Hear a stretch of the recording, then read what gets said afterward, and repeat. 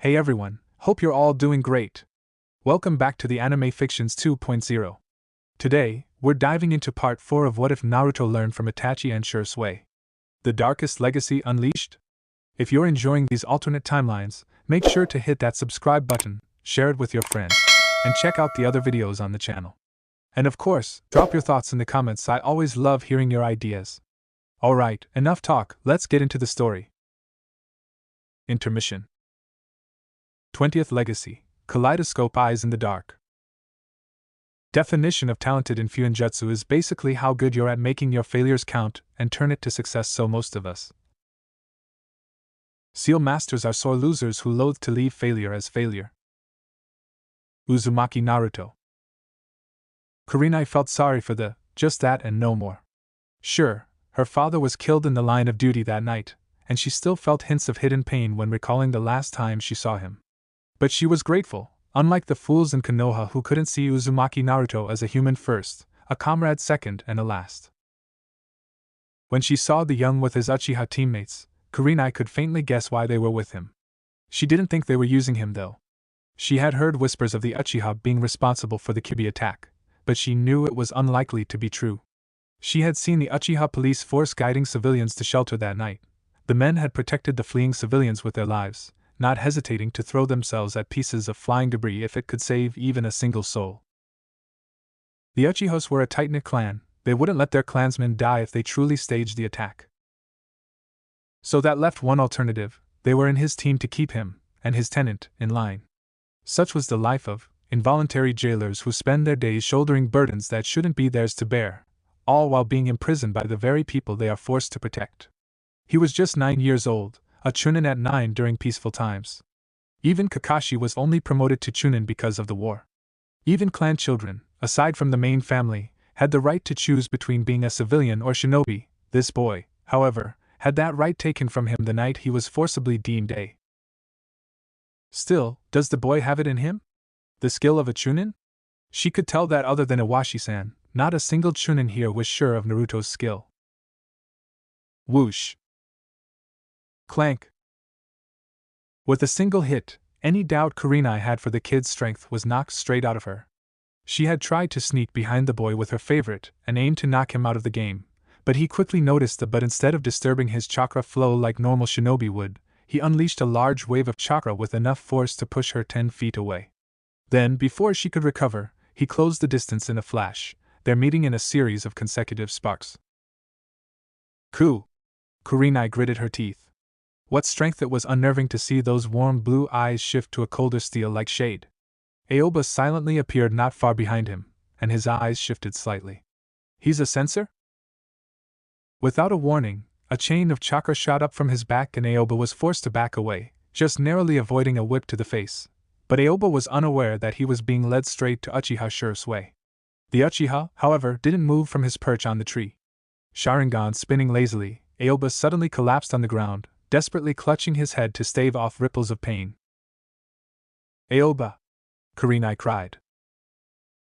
Then, suddenly she felt a light tap on her neck and everything went dark.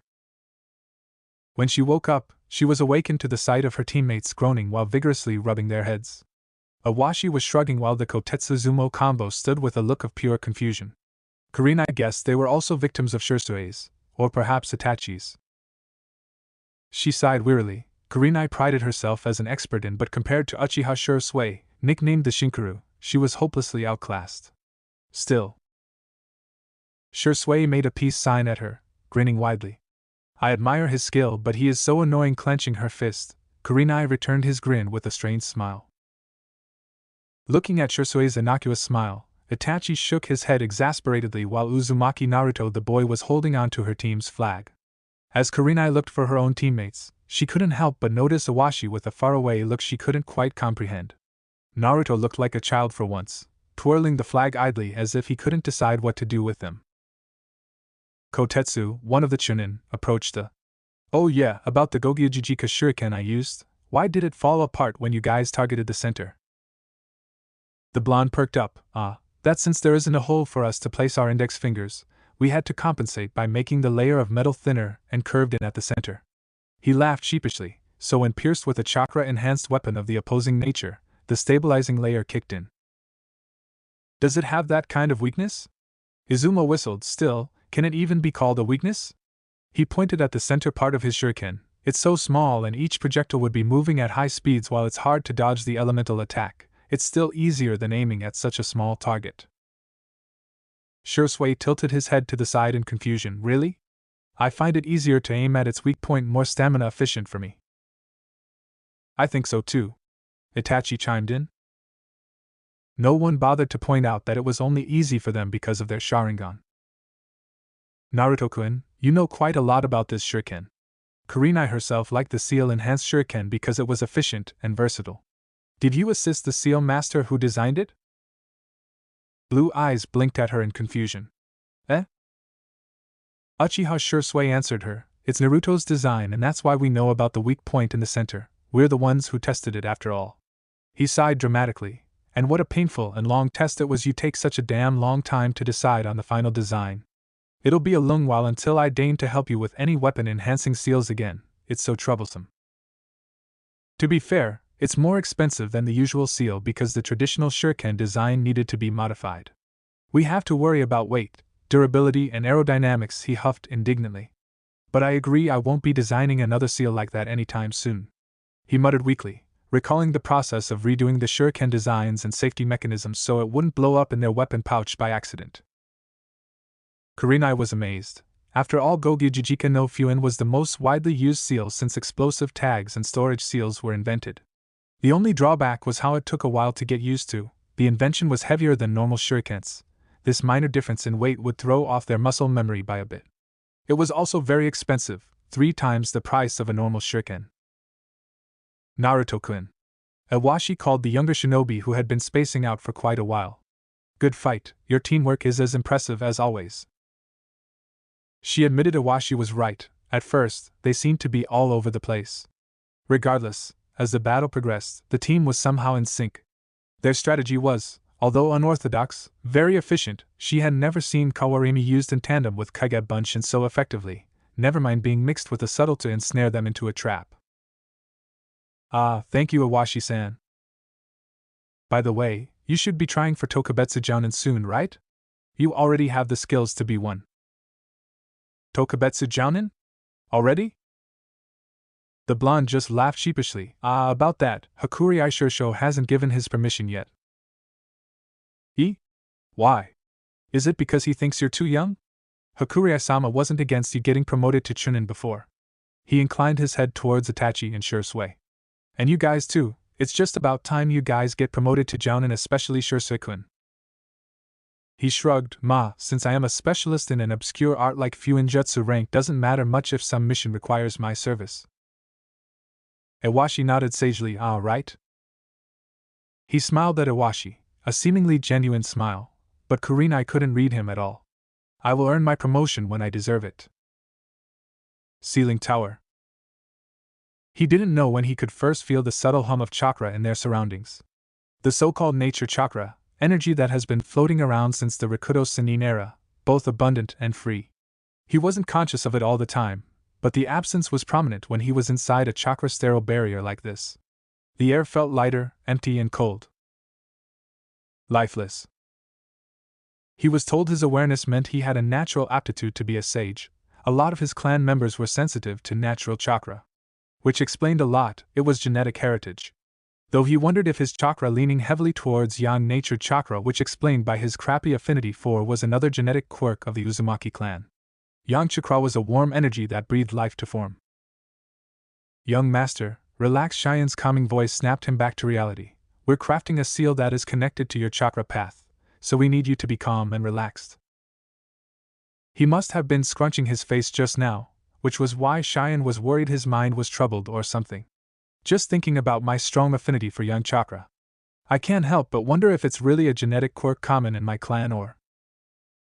Cheyenne coughed. Actually, young master, while I was born in Konoha, I am pretty sure that vegetables and crops in Uzushio never tried to escape us from harvesting them. I wonder if in spring, our cabbage will fly somehow. Cheyenne's sweat dropped. While I am glad you're not thinking about anything stressful, young master, I don't think we want to see flying vegetables. Hakurai snorted. Why not? It would be a good workout. He tuned out their argument, eyes wandering over the circular room where the seal formula had taken over the entire chamber. Because of his position, lying in the center of the room, he could only see part of the seal. However, some parts of this seal are using glyphs based on Sanskrit from Rikudo Sennin's era. This was the first time he saw a seal with a composite, in which the larger seal was composed of smaller seals that used a different writing system, adding more complexity and stability to the mechanism. Like a machine with parts made of different materials best suited for each component. For example, Nidame's Hirashin used Sanskrit like Kuchios, but his father's version was pure kanji. Which was a strange way of recreation, to start all over using a completely different. Though, from war stories he heard from Hakurai and memories of his father, there didn't seem to be any significant differences between the two versions. He really had to study other, not just standard kanji characters. While kanji was the most common and stable form of writing in Fuinjutsu, there were other kinds of, less common but with its own versatility. He was getting the hang of Sanskrit, and considering the third, it could help him to finish that seal he wanted. But which? There was no point wasting time learning a new writing system if it got him nowhere, right? So I am thinking of adding another writing system to my repertoire after Sanskrit, maybe Nusha? While it's good to distract yourself because you're bored. Like all people would when laying on the ground half naked while seal masters around you were busy. Naruto-sama, thinking about stressful things like work is not something I recommend you to do. Yes, remember Naruto, you can't stress yourself out until this seal is finished.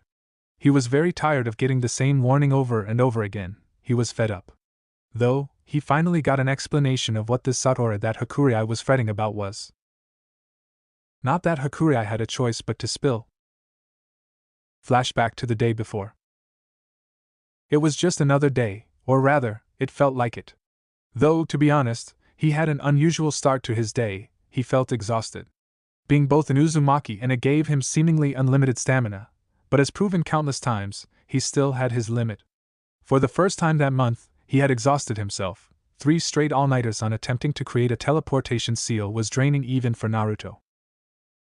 The seal was perhaps too advanced for a 5th Dan seal master, but he figured the need to be able to get out of his stickiest situations was a pressing need for him. As pointed out by Shisui, strategic retreat was important, and in Naruto's case, he had to work harder to survive because of his unique status.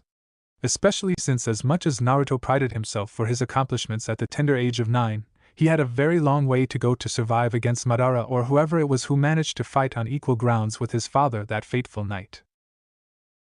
So far he had met more trouble than ever, and even more failures were to come on the road. It made him realize that he had overestimated the amount of effort he put in so far, that while yes, he was a hard worker, but he was also a very talented hard worker. In comparison to other seal masters, he hadn't worked nearly as hard as they did to achieve the same results. So for the first time, he had hit an invisible wall, and he didn't know how to scale it. It was stressful and he was tempted to pull his hair out, or something equally painful to alleviate his frustration. And also the headache, it started to become a routine. Kurama was also getting frustrated because according to he was not sick and that headache was just a headache, so Kurama couldn't help him. He did nothing of sorts that would stimulate premature balding, he had an image to keep. Besides, he kinda had to wander around the tower a little to show his face. Because as much as he liked his privacy, his subordinates would start asking if he didn't show his face at least once a day. So he would just grin and bear it, literally. Although it would cause a nasty headache, it wasn't worth worrying the people around him to death just to avoid a minor annoyance.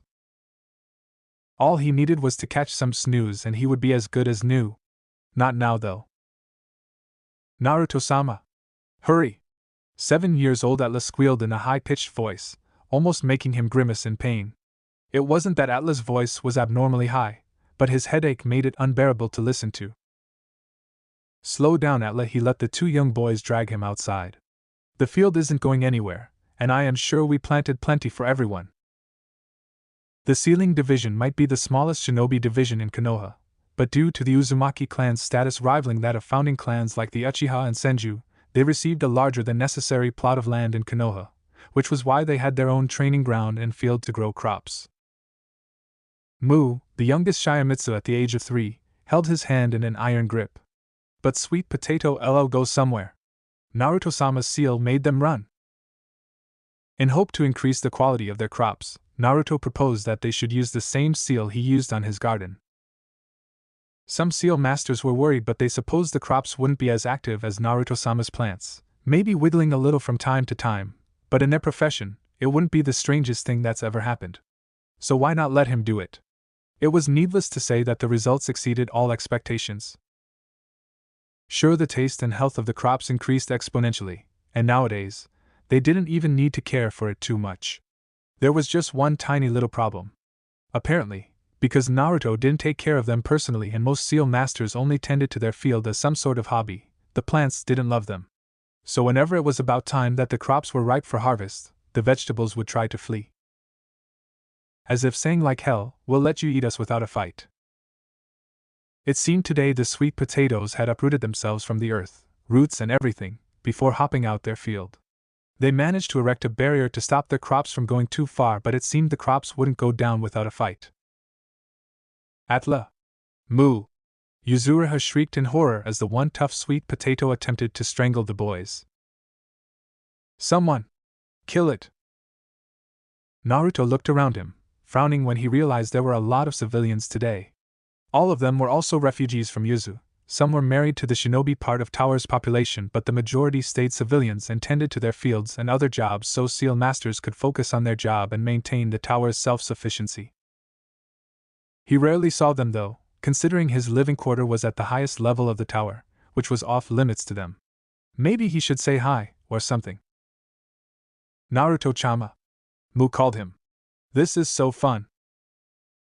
He only took his eyes off of them for a second, and Mu had already gotten himself hung upside down by a sweet potato plant.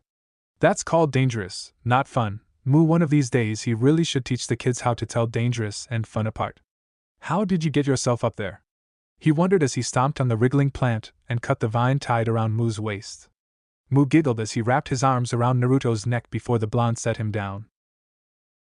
The sweet potato even tried to strangle them when they attempted to harvest the root. It had been a common occurrence, as just last summer, the tomatoes, while not trying to run, decided that their farmers would make good target practice. And the corn tried to flatten them with fruit like it was the uchiha's standard police stick. They let the seal be though, since strangling those crops was, surprisingly, a good exercise. A small comfort was, no matter how lively, dosed with yang chakra, those crops would never develop the ability to scream. Thankfully, plants have no vocal cords. Naruto's argument to that, even if pigs squeal, I don't see it stopping you from butchering them. This is so fun. He blinked owlishly, looking around only to see Mu and Adel tackling a plant and squealing as they tore through the root for their prize. Yuzuriha and Takusa were pretty far for him to hear them saying anything. But just now he rubbed his ears. It felt like someone was whispering and giggling to his ears. Yuzuriha approached him, carrying a huge basket of sweet potatoes. Naruto-sama. Look! Ah, they look tasty indeed. Yuzuriha raised an eyebrow then. Naruto-sama looks unwell today. Perhaps he is already hungry? Naruto blinked again, confused. I am not hungry. It was unusual for Yuzuriha to be so forward. But thank you for your con. He paused. Yuzuriha was blushing. I didn't say anything like that, Naruto-sama. Am I that obvious? She stuttered. What? But you did, Naruto began. Kya. So embarrassing. Naruto-sama can read me like an open book. By Rakuto Sennin's beard, he didn't realize my feelings yet, I hope. The blonde covered his ears. Just now it was so loud. Since when did Yuzuriha scream like that at him? You don't have to shout, Yuzuriha, I can hear you just fine. Since when you're using Rakuto Sennin's name like that, and what feeling? At this point, Yuzuriha had turned as red as a tomato. The basket of sweet potatoes fell to the ground and her legs were shaking. I didn't say anything, she wailed as she ran away, leaving behind a very confused Naruto. You, Yuzuriha! Wait! I never thought we'd have to strangle a plant to get to our food.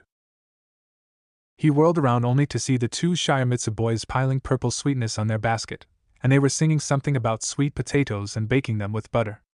Nah nah nah. Mu? Atla? Did you say something? A twin pair of purple eyes blinked at him innocently,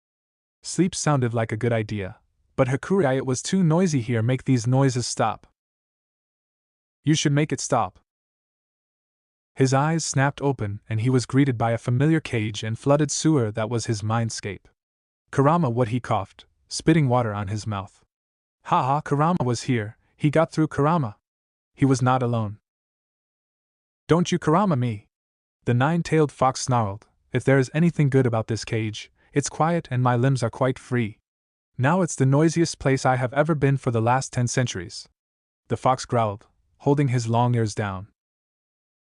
Huh! Naruto was greeted by sounds of whispering and disembodied voices echoing in the sewer. It was not as loud as before but still annoying and disorienting. What the hell? What's happening? Kurama? You tell me. Kurama pointed a clawed finger at him. Which idiot botched ninja like you? You freaking opened your mind to people's thoughts without proper practice, and now all these random thoughts have flooded your mind. Naruto belatedly realized the water was deeper than usual, considering how it was usually knee-length, and now he could barely see the bottom. It was so deep that he could actually swim in the sewer. I botched what? Ninshu. That was a familiar term, oh right, Rikudo Senin's religion. Since when can I do Nishu? He couldn't help but wonder. And since when did Nishu cause people to hear voices? Am I going mad? He wondered with a touch of hysteria in his voice. Other than the crazily brilliant trait you inherited from your clan, I am pretty sure you're very much sane. So no, you're not going mad. Typical of Kurama to insert sarcasm even when comforting someone. No. It's not like I am comforting you or anything. I am merely stating a fact. What was the term Shisui mentioned about this kind of routine again? Oh yes, Tsundere. You just hate being honest about your feelings, Kurama, that's why we love you. We were in his team. Roar! Kurama roared at him, and he was almost washed away by the mini tsunami the fox made. Thank God for water walking. I am not this son whatever. I am not. I am not. Baka Naruto. Amazing how Kurama was reduced to calling him Baka instead of making witty and sarcastic remarks when embarrassed. High enough teasing, back to the matter at hand. Thanks to Kurama, his panic episode ended as quickly as it came. I am pretty sure I don't know how to practice Nishu, his descendant or not. That jerk Indra botched Ninshu magnificently the first time around. I get it already. All I know about Ninshu is from you and you're very stingy to share about it. Naruto stuck his tongue out. Anyway, a certain someone has warned me that hearing voices is not a sign of insanity. That Tanuki uncle of his was really, and he wondered why Benatora was still in his rebellion phase and pulling the home runaway routine at the age of 19. Don't care, just stop the noise. At this rate, I am going to contemplate killing us all by breaking the seal before I go mad. Naruto couldn't help but agree, these noises were driving him up to the wall. He closed his eyes, and when he opened his eyes again, he was back to the real world. Hakurai were not far, gulping nervously. He didn't fail to note he was inside a barrier that blocked chakra from outside.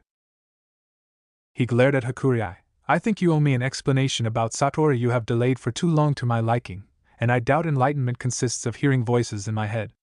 Hakurai opened his mouth but was interrupted by Naruto. I am not questioning my sanity, thank you for the warning, but I want an explanation, so you better start talking, now. Naruto-sama, I don't mean to. Now, Hakurai. End of flashback. And that's how he knew Satora, which as Kurama said was some sort of botched Ninshu. Satora is a mystical phenomenon in which a person directly experiences their own higher consciousness, and in that moment of heightened awareness, one is directly open to the energy generated by all living things, the sum of all creation and its flow in the world, giving the possessor of the Satora the ability to see through a person's heart. Even without speaking aloud, the user is able to know what any person is thinking. However, unlike the Yamanaka clan, rather than penetrating a mind, it's actually more like naturally receiving thoughts. While Hakurai revered his ability, he had his own thoughts about this so-called bloodline limit, or was it affinity? Defect? Why did he have to inherit such a troublesome thing? It couldn't even be turned off. He couldn't tell actual speech and thought apart. It was out of control all the time and gave him an immense headache in its awakening phase. Even Kurama was sorry for him. Sounds like an uncontrollable practice of Nishu, What the heck did your grandfather do to himself? The sage exemplified his teachings by distributing chakra meant to connect people's spiritual energies with one another. It would allow people to understand each other without communication and pray for one another's safety. So, like Kurama said, Satora was basically a botched Nishu, because while it enabled him to hear whatever a person is thinking of saying as actual speech, it was a one-way thing. It was also a shallow ability considering the user could only know what a person is thinking on the surface, but they can't hear anything deeper than that. Strong thoughts are like shouts, unfocused ones are like whispers. Not everything is sent over, and in the end Satori, as ironic as its naming was, it didn't help users understand each other, and if anything, was invasive. So was it useful? Considering that one time he accidentally overwhelmed himself with negative thoughts and had a panic attack, scaring Itachi and Shisui in the process. Hell no! If anything, it was a pain in the ass, and Kurama's natural detector of negative intent on top of it was not helping. We don't know how effective Muramesa's seal is for you, Naruto-sama, considering your status and Kurama-san's latent ability. Even if the seal to control Satora's ability to receive thought worked on his grandfather, it might not work properly on him. I get. I am worried about Naruto-sama. Is he alright? You guys know I can hear you, right? He pointed out, wincing. Hakurei chuckled softly. We let our minds wander, it's alright, Naruto-sama. Satora can't hear everything, and most experienced ninjas naturally develop a mind that can prevent the Satora from invading their thoughts. Badump. Yes, nothing to be scared about. He lied through his teeth. Damn it, Naruto. Calm down, you're stressing yourself out again. Kurama snarled in the depth of his mind. Thoughts can't hurt you. Don't think that they can harm you. I won't allow it. Get a hold of yourself. Yes, I know, Kurama, it was a lie to say he was not scared at all. After all, he always thought the villagers could hate him all they wanted and that they couldn't hurt him more than they already did. But Satora made that pain become more real to him, to the point that he couldn't ignore them any longer. Young master, we're activating the seal now. Brace yourself, Cheyenne said as he handed Naruto a stick wrapped in a towel to bite on. When a seal that is connected to your chakra path is activated, the chakra of the seal master would invade your system, and unlike medical chakra, it would be painful. Kurama, don't resist it, alright? Yeah, I know, let the chakra inside no matter how uncomfortable, and keep the amount of my chakra in your system at bare minimum so I don't accidentally wash the chakra out. Kurama was totally rolling his eyes. Naruto knew he was. Clap. Let's begin. Hakurei gave him a nod and Naruto braced himself for the pain. Tenparin in no Fuin. Hatsuda. Then the Shiomitsu channeled the chakra, and the whole room lit up. Naruto bit down a cry. The pain was worse than usual because the seal was also touching the end chakra path on his head. Pain was pain, but the worst part was feeling something foreign invading your body. It was not pleasant. It's done, young master. Naruto opened his eyes, looking up in hope he could see the seal. Cheyenne approached him and gave him a hand mirror. His reflection staring back at him, in his forehead was a compressed formula in the shape of the seal that reminded him of lotus. Or was it a sun? For his manly pride's sake, he hoped it to be the latter. Naruto, there are lotus flowers growing in the water now. I have not been informed you're going to decorate my place. Naruto took a quick look at his mindscape and, to his horror, in front of Kurama's cage, and some even past the bars, were lotus flowers growing all over the flooded sewer that was his mindscape. To be fair, I have no plans of decorating, but hey, at least it's an improvement for your living place. Kurama eyed the white flower. Thanks, sage, it was not pink, at least, that had washed into his cage. Rather than flowers, I want an open sky and a cool earth. I get it. I will think of some way to take control of my mindscape. Kurama has been in a very sulking mood lately. He looked down on the mirror, and to his surprise, his forehead was sealed free. It was fortunate Tenparin in no Fuin was the type that could be hidden. Hakurei cleared his throat and waited. Naruto blinked olishly before saying, I can't hear you. He beamed. It's a success. Then, Naruto-sama, would you like to try to loosen the seal so you? Absolutely not. He refused, tying his headband. It's been a month and the headache has finally stopped. I don't feel like hearing voices whenever I go. Yesterday it had been bad, He was helping other seal masters harvest the sweet potato, and he learned his fellow seal masters were very creative when it comes to revenge. They didn't even care how sweet potatoes have no pain receptors. The things he overheard yesterday were disturbing. Especially the part where Kaguri was planning to roast a sweet potato and make the plants watch as he ate it. He knew it was normal to eat them, but the thought of how it was like letting someone watch you eat their toes didn't leave him. The following headache felt like it was going to split his head open. Thankfully Itachi and Shisui were on a mission, so they didn't know, and he didn't need them hovering over him because of this. He would tell them about it later, of course, after informing them it was under control first. Hakurai, do I have anything to do today? He wanted a distraction. The sooner he could forget ever having this troublesome bloodline limit, the better. While he respected his heritage, the Satori was more troublesome than its worth. Hakurai blinked. I believe you've been invited to the Nara clan's compound for tea. No specific date, but we have been requested to send a reply when it's convenient for you. The Aburaim clan did too. Nara and Aburaim, what could make them oh shit? I should have kept my mouth shut, maybe, or maybe not. Naruto grumbled. At the questioning looks from Cheyenne and Hakurai, he added, no, I am not sure they're happy or unhappy with us. Hakurai was giving him an odd look. Pardon me, young master, but what did you do to make Aburaim Shibi and Nara Shikaku feel the need to invite you for tea? He shrugged. I guess it's something to do with me honestly answering Nara Shikamaru's question whether or not it's possible to replicate his clan's hidden, secret tradition, with Fuinjutsu. Young master, that Cheyenne trailed off. I know, but if this Nara child is planning to learn Fuinjutsu, he will find out sooner or later that yes, Fuinjutsu could replicate most ninjutsu, even hidden and elemental bloodline limits to an extent. He is Nara and Shikaku Dano's son. Don't you think hiding this fact is going to backfire in the long run? Naruto droned on. Beside, our rules make it very clear that replicating Biden is plagiarism and a heresy. Hakurai smiled at his young charge. Such insight was indeed worthy of the heir of the Uzumaki clan. I suppose you shall attend this matter personally? Naruto raised an eyebrow at him. I suggest you do, young master. Naruto's sweat dropped. Hakurai had thrown subtlety out of the window and outright suggested that he should strengthen their alliance with the Aburaim and Nara clan. I get it. Well, he was still stuck on the latest seal formula he was trying to design. So perhaps he's better off making himself useful out there rather than pulling out his hair over the 5th failed design for this week alone. Also, it would take his mind off of the Satori. Nara clan compound. Unlike the Uchiha clan, the Nara's main family house was modest, and if not for the address, Naruto wouldn't be able to tell it apart from other houses in the compound. Though the most surprising part was, here we are, Uzumaki Naruto-kun. Why was the Nara clan head picking him up from the entrance personally again? Not to mention, hello Uzumaki-kun. It's been a while. His whole team was here, which was not too strange. He had met Inoichi before. The Yamanaka clan had owed them a favor and agreed to evaluate his psyche on Hakurai's request.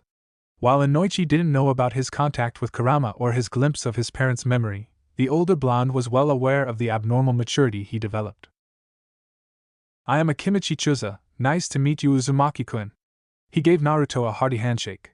So young and already a chunin and formidable seal master, really impressive, kid. Kid? It had been a while since he was last called a kid. Then the last person greeted him. If not for the strange chakra of this person, Naruto would have a hard time to spot him. Aburaim Shibi, it's a pleasure to meet you Uzumaki-kun. Why? Because we have so many things to discuss, especially about our children. So a meeting with 4 clan heads at once, but in comparison of meeting with the Hokage and his advisors, which were occurring a bit too often for his liking, nor getting personal lesson from Tokugawa Ieyasu, it felt surprisingly mild in comparison, especially since the clan heads were all trying to be as friendly as they could for some bizarre reason. Well then, excuse me for a moment. The blond boy cleared his throat before a small puff of chakra smoke formed beside him and a perfect replica of him appeared. They couldn't help but look at the visible hands on the table, and back to the boy who was politely ignoring their stares to pass a note to his clone. They couldn't help but think, he is their son, all right. So the children interested in joining our foundation class are Nara Shikamaru-kun and Aburaim Shino-kun, right? The clone was writing it down. But not Akimichi Chuji-kun or Yamanaka Ino-kun. It felt so strange to hear a boy who was younger, by a few months too, than their own children talk to them like that. Shikako frowned. Is this boy really 9? And his manner in Noichi wasn't kidding when he told me how this boy is mentally older than his body. It's been a while since the last time I saw him, and it's good to see him start growing again. Inoichi was sure that if he didn't know the boy was his daughter's age, he would have thought the younger blonde was at least 12 years old. Though as usual he acts like a de-aged adult. Uchiha Itachi, Fugaka's and Mikoto's son, was just as bad, and it was no wonder the two were good friends. Chuza was perplexed by the enigma sitting across him. He is 9, right? Chuji's age? What a mystery. Aburame Shibi thought. We have distributed guidebooks to Academy students regarding our program. Most of the basics are in there, but if you have any questions not covered yet in this book. He held up a plain book with the Sealing Division insignia printed on the front cover. I will answer it to the best of my ability. Shikako couldn't help but feel that being the target of a business smile aimed at a 9-year-old was, to put it lightly, a surreal experience. Though the strangest thing was how unflappable the boy was to find not 1 but 4 clan heads waiting for him. He wasn't intimidated at the least by their presence, and professionally accepted their request to enlighten them about the Sealing Division's latest program. So would there be a problem if my son, Shino, was to join this program? After all, Aburame clansmen have unusual bodies and chakra? Shibi asked, adjusting his sunglasses. The boy pondered the question for a moment, while his clone kept taking notes. Unlike other shinobi arts, Fuinjutsu requires chakra molding outside of our body within the seal formula. As for the nature of chakra, as long as it's not corrosive in nature, there shouldn't be a problem. He assured the Aburame, though when he is studying inside the tower, I would like to warn your son not to let his Kikaichu wander outside of his body for various reasons. They're chakra-eating bugs after all. Shibi nodded. I understand, you don't need to worry. Why? Because I have utmost faith in my son's ability to control his Kikaichu. Chuza beamed at the stoic Aburame. Good for you, Shibi. Shikako smirked, so Naruto-kun casually changing the way he addressed the blonde. Shikamura believes that when you were teaching his class, you implied that Fuinjutsu can replicate our Haiden, and rest assured, we of the Nara clan are not offended but rather curious of how? Shikako pointedly ignored the horrified look on Inoichi's, quite frankly, scandalized face of Chao's. Seriously, he wasn't being mean here. He was well aware of Inoichi's intentions of strengthening clan relations with the tower, and in turn Uzumaki clan, and that his clan and Chuza's would, sooner or later, follow. However, before that could happen, he wanted to get to know the heir of the Uzumaki clan better, what kind of person he was. And what better ways to show someone's real nature than cornering them. 3. How? Uzumaki Naruto echoed him, and Shikako was tempted to smirk again when he saw hesitation in the young boy. Naruto's eyes shifted from a warm shade of blue to a hardened steel-like glint, one he had seen commonly in the boy's father. As far as I know, your shadow technique falls under Wyanton, which is based on the spiritual energy that governs imagination. It can be used to create form out of nothing, which gives me a basic idea on where to start. It was amazing how quickly the boy was thinking up a solution on the fly, but Shikako knew his father, and this quick thinking was the reason why he and his clansmen thought so highly of Minato. There is a property of movement and propagation in your hidden, so using sun and cloud characters are a given. The boy was off to his seal Lala land, and Shikako wondered if he had even noticed that he had been talking nonstop for over an hour about seals. And that's basically how in theory, but I am sure once we get down to it, there would be a lot of hitches we need to work out. Shikako was amused. So no kidnapping and dissecting our clansmen? Shikako, Chuza hissed. A chakra sample would be helpful, but your hidden has nothing to do with your body. It's not a bloodline limit. So what's the point? He cockled his head to the side, not to mention we have our own rules on research that limit it to be as humane as possible. Sure, going as far as necessary would yield more results, but from our experience, those inhumane seals, more often than not, give us more trouble than they're worth. For example? The Uzumaki laughed. Naidame-sama's Edo Tensei, for example. Call us paranoid, but ever since its creation, we, the Sealing Division, have had this unshakable feeling that we will, eventually, end up regretting its existence. Shikako had to admit, you didn't have to be a seal master to have that feeling. A technique to raise immortal zombies was bound to bring trouble one day. Troublesome indeed.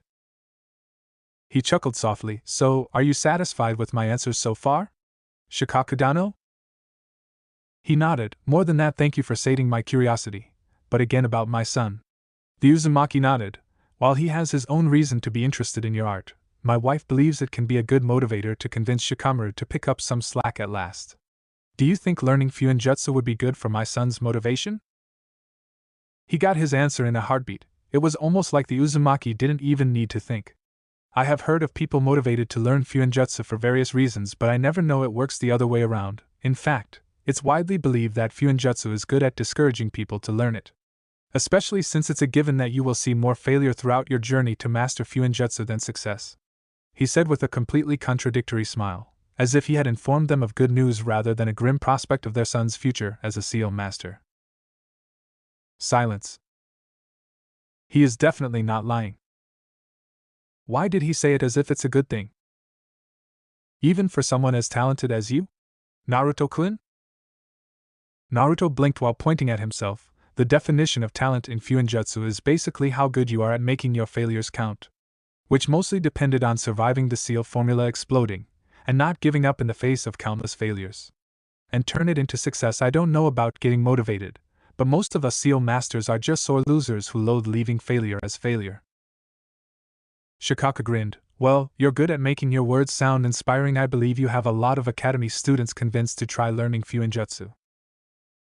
So far, we have over 20 students applying for the class, but it's not like all of them would make it. Because of the harsh selection.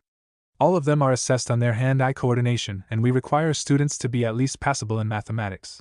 But by the end of the first semester, we predict around half would be washed out of the program. Inoichi frowned at that, as I thought the sealing division has little resources and a workload that could rival the medic corps. I'm surprised they're even considering the recruitment academy students. Which makes it logical for them to be very selective, and their graduation percentage could be lower than the Genin exam's 33%. Shikaka thought. Very well then, let my son join them. It will be a good lesson for him at least. The Uzumaki blinked. We, of course, welcome everyone to the program. While at the same time welcoming anyone to drop out, was not said but clearly implied. But what kind of lesson do you think we will teach your son, other than the obvious?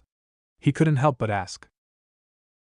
Shikaka grinned. One lesson that no matter how intelligent you are, sometimes you need more than just brains to help you bypass an obstacle, even if it is troublesome. His sweat dropped. I see, then I will put Naro Shikamaru-kun's name on the list. This must be another father who enjoys baiting his son like Hakurei to Cheyenne, in which he should just let them go at it and move on. So, is there anything else you need from me? If not, Shikaka's grin widened. One more thing, would you mind coming once in a while to play shogi with me? I'd be more than glad to teach you how if you don't already know. I know how to play Shikakudano. Like any prominent clan head would, I don't mind playing with you. It would be my pleasure. Seriously, why do all intelligent strategists love to play shogi? At least he just had to play, he didn't have to overturn the board to prove a point. A few days later, Tokugakuin Timeless Palace. So after 7 weeks, the Uchiha clan head is still tiptoeing around his clan to get the new policy gradually approved, and in your end, the induction of new recruits is still in progress. Naruto struggled to not flinch under Iyasu's gaze. Yes? Not bad, but aren't you being too timid in your move? To be fair, it's getting restless in Konoha now. The specific details were classified, so he had to phrase it vaguely. That our security is compromised, and our investigation on it isn't going so well. There were just too many things at hand. Iyasu sighed. So in short, your division and the Uchihas are too busy with the matters at hand to concern yourselves with a revolutionary change. Naruto glanced at Itachi and Shisui, who were sitting in Saiza a few steps behind him. Itachi tilted his head. Well, it's slow, but we've managed to keep it moving forward. In fact, we've taken advantage of the current situation to get the KMPF to cooperate more openly with the Sealing Division. Which made it also openly clear to the Uchiha clan that the Sealing Division had faith in them, and their alliance was real.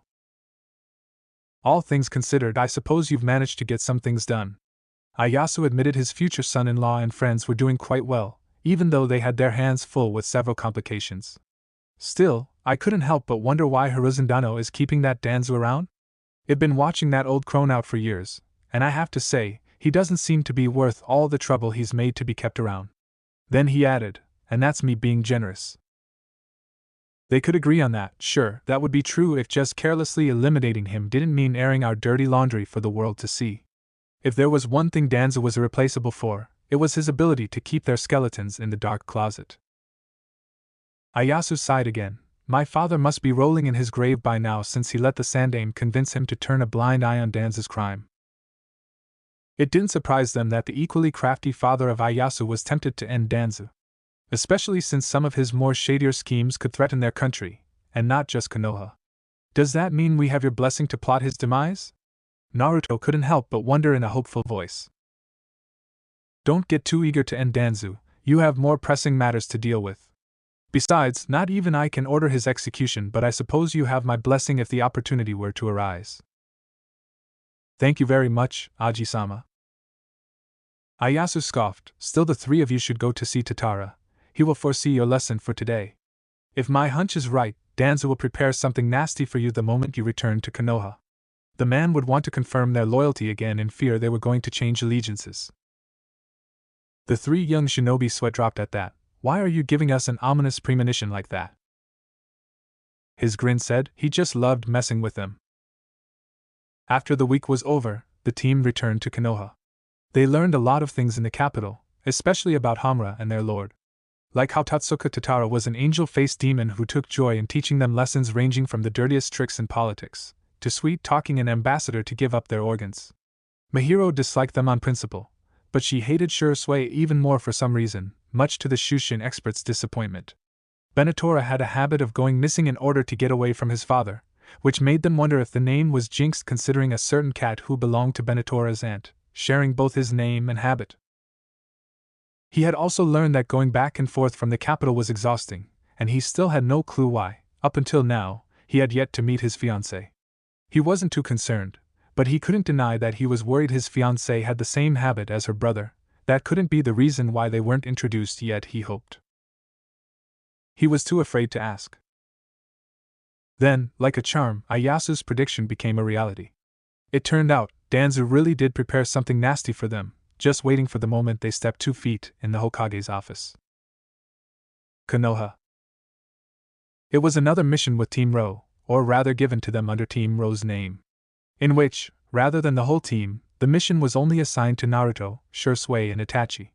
The mission was tailing a who was a suspected Kirigakure's spy. Naruto didn't even bat an eye at the revelation that they had a traitor in their midst, but he was surprised that Kirigakure had a spy in Konoha. Shouldn't they focus on their own ongoing civil war instead of spying on other hidden villages? Kirigakure was doing so well these days, sprouting missing nine after missing nin. So the idea they turned another village's shinobi to their cause was baffling to Naruto and his team. Then again, Naruto had no idea what was going on inside Yagura's head. Going homicidal after being treated like crap by your village? A classic story of their life as choosing self-exile rather than dealing with a village that treats you like a weapon of mass destruction rather than a human? If not for his parents and friends, he would be very tempted to follow Rushi's and Han's example. But he didn't get why the bloodline purge was passed by Yagura. It was strange to fear bloodline limit holders, considering he had a 3-tailed sealed in him. So it was highly probable that Yagura really had lost his mind like the rumors said. But then, how had a Mizukage who had lost his mind been able to plant spies in their ranks? Still, regardless of his doubts, a mission was a mission. So being the good loyal shinobi that they were, all they had to do was follow instructions without questioning the details. Which was a very tempting thing to do, considering Danzo was the one who briefed them about this mission. Why the heck had this bastard been the one who gave them the order? While Hokage-sama was still in the room, no less? Considering your talent in stealth you showed at a very young age, Danzo frowned at him disapprovingly, clearly showing his opinion about what he thought of Naruto's pranking days. You will stay in the shadows while observing your teammates and target. You can hide from the ANBU, and I'm sure you can do the same against A, especially with your teammates' assistance. A business smile bloomed in his lips in response, and he knew that it irritated Danzo to no end judging by the deepening frown the war hawk made. Of course, Councilman Danzo. I will do my best to accomplish this mission. He definitely was not trying to be subtle on what he wanted from Naruto and his team. He was testing Naruto's skill for covert missions, as well as his decision-making skills when his teammates were in danger. As for you two, Uchiha Itachi Uchiha Shisui, both of you will be placed in Kohinata Mukai's team. You shall observe his movement and decide when to assassinate him. Naruto couldn't help but frown at the copy of Kohinata Mukai's profile. This person has permanent teammates. He would get suspicious if Shisui and Itachi replaced his teammates all of a sudden for one specific mission, an important one to boot. Unless… Danzu, you bastard! By the next day, he confirmed their suspicions by requesting Tenitsu, one of the seal masters who specialize in medical seals and a qualified medic, to check hospital records. That bastard! Naruto slammed the medical records Tenitsu had passed to him on his desk. He deliberately planned for Mukai's teammates to be out of commission. Shisui was gritting his teeth. I knew he was a shady character, but for him to deliberately injure innocent Konohan in just to make spots for us to spy on Mukai. An accident in their previous mission, it said Itachi noted the reason for their hospital admissions on paper. Are such drastic measures necessary? Hakurei sighed. Not really. Danzu is just too used to using unscrupulous means to get what he wants to the point that he's forgotten there are more civil ways to achieve the same result. Like simply assigning other pressing missions to Mukai's teammates. At that, the three young shinobi cringed in unison. So it's merely out of habit? I know it sounds dumb, but this habit of his is why Danzu is so dangerous. Hakurei droned on. He is a warmonger through and through. And even though our Hokage is well aware of Danzu's shady way of working in the dark, by now, he still believes his childhood friend is not that far down there yet. Hiruzen believes in Danzu's devotion to Konoha first and foremost, but it's still very hard for him to believe his childhood friend has become a monster. Naruto could understand the old man's sentiments. After all, even now Hokage-sama still held a faint hope that the blonde was still his bright and adoring surrogate grandson. A hope Naruto was breaking without mercy behind his back. Still an assassination mission. He looked at the mission brief again. Hakurei's gaze softened. For all of you, this is the first mission that specifically targets someone's life. This was true for all of them. While they were already killed, their mission never specifically consisted of taking someone's life as its main objective. Contrary to popular belief about shinobi, assassination was a rare mission to be carried out, especially in Konoha. It had nothing to do with Konoha's notoriety as a soft-hearted village or keeping their good image to civilian clients. It was simply because targeting a specific person's life, more often than not, could carry future possibilities of beginning a never-ending cycle. 5. It was a risk not worth taking. Once, there was an assassination mission carried out by a Konoha Chunin, around the eve of the Third Shinobi War. There were witnesses and the Chunin was recognized by the wife of the target as a shinobi from Konoha. Revenge was a fearsome thing and not even a month later, a request to assassinate Chunin came to Konoha. And the same request was also sent to all shinobi villages, much to their horror, the reward being the entire fortune the wife inherited from her late husband. It was not the most noteworthy turning point in history, but that act of revenge raised attention and got the ball called the Third Shinobi War rolling in their history. The poor Chunin didn't even survive past the first year of war. Technically he is a traitor and one of our own, so rather than assassination, it's more like an execution. Itachi concluded. However, if he is suspected to be affiliated to Kiri. Shisui frowned. Nowadays, Kiri is unpredictable, with the civil war and everything. They don't have a long-standing grudge against Konoha like Iwa and Kumo, but this mission reeks of trouble, more so than simply executing a traitor. Naruto finished. I have no doubt Danzu is setting us up for more trouble. Seriously, Danzu seemed to have an unexplainable grudge against them. Not to mention back in their briefing the way he looked at Itachi and Shisui. While he knew he was being looked at in the same way, he didn't like way Danzu stared at his friends. There was an unmistakable lust for power that gave Naruto the dimension. According to rumors, Hatake Kakashi was recruited by Danzu himself to ANBU. Hakurei also implied Danzu had an issue with his late teammate, Shisui's father. Although Danzu was suspicious and unnaturally wary of the Uchiha clan, it didn't mean he was ignorant of their power, so perhaps.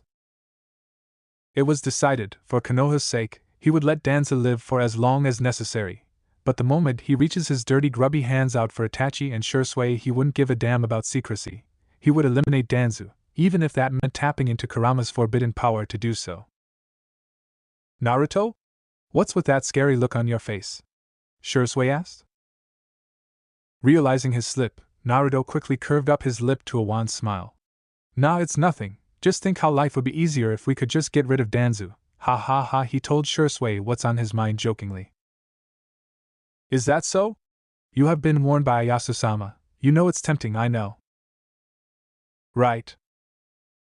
It was not a lie but not the truth either. For once, there was one dark secret he kept for them, how far he would go for them, that is.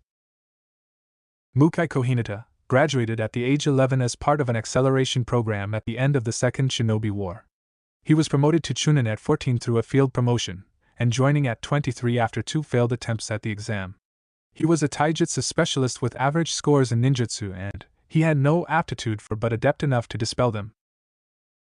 He has a rather lackluster career for a shinobi who survived till his 30s. Shisui commented on the profile of their target.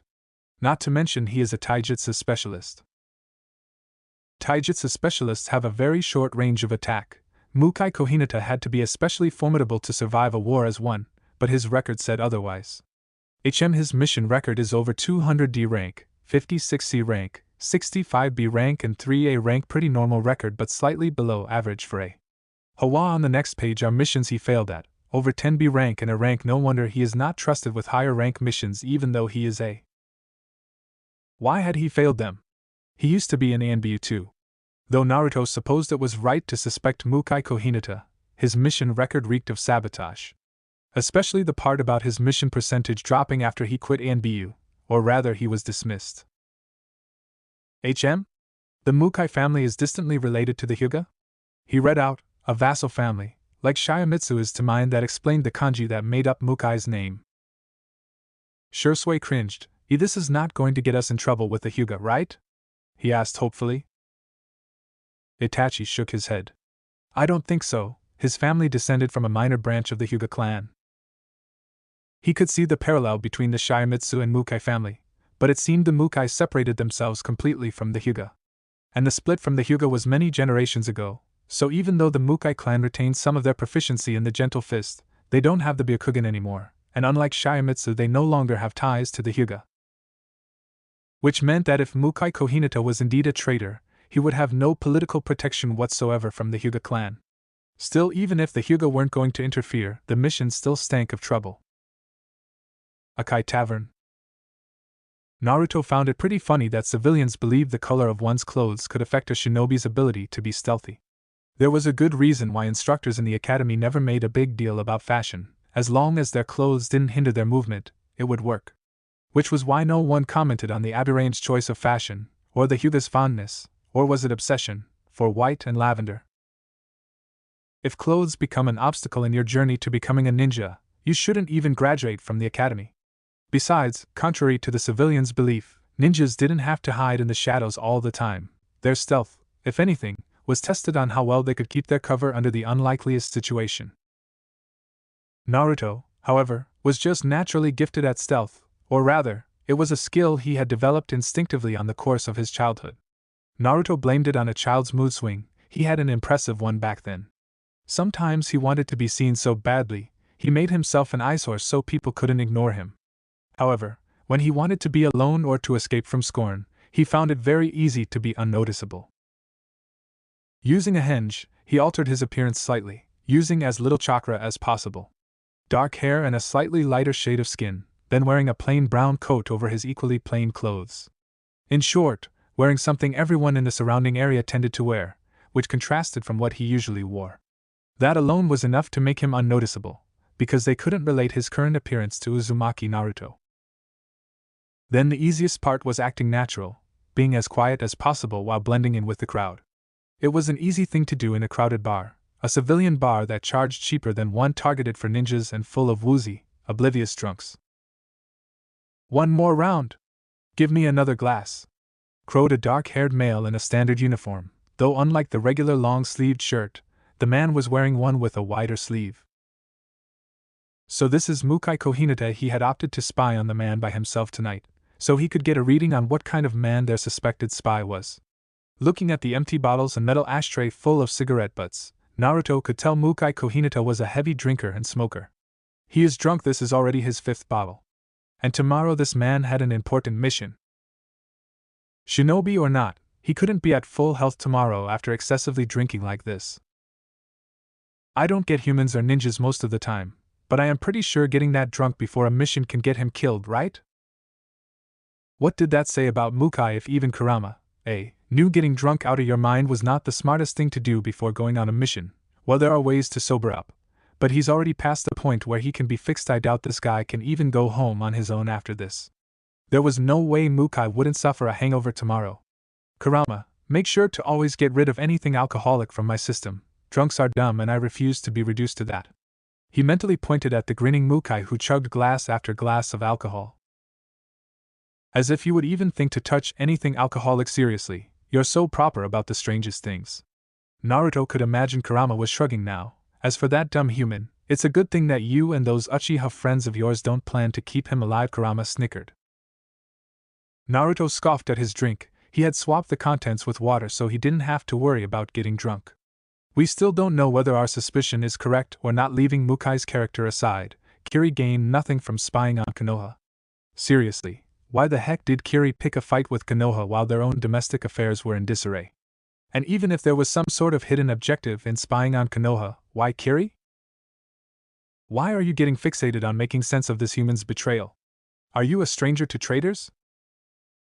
Because Kurama, if you just look away and turn your back on those you don't understand, you'll regret it someday. If by the next few days we confirm he is indeed a traitor and eliminate him, the fact remains that the investigation isn't going to end with his death. Besides, I am interested in Kiri's current situation.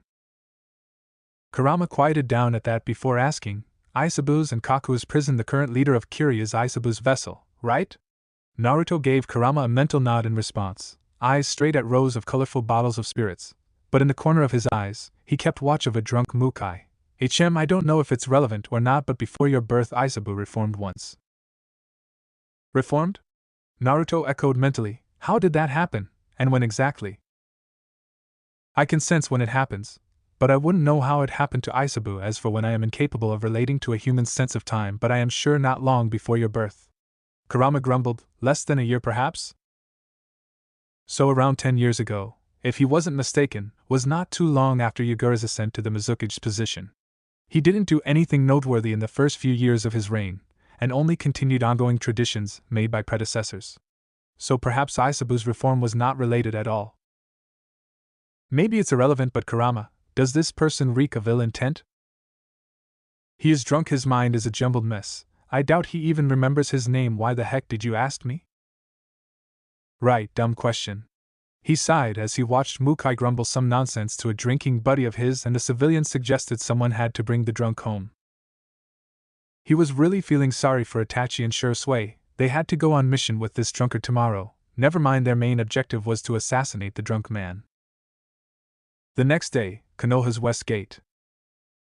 Naruto had warned them that last night, Mukai Kohinata had foolishly compromised himself with his excessive drinking, but it was still shocking to see a completely hungover shinobi dragging himself to their meeting point. Mukai-san, right?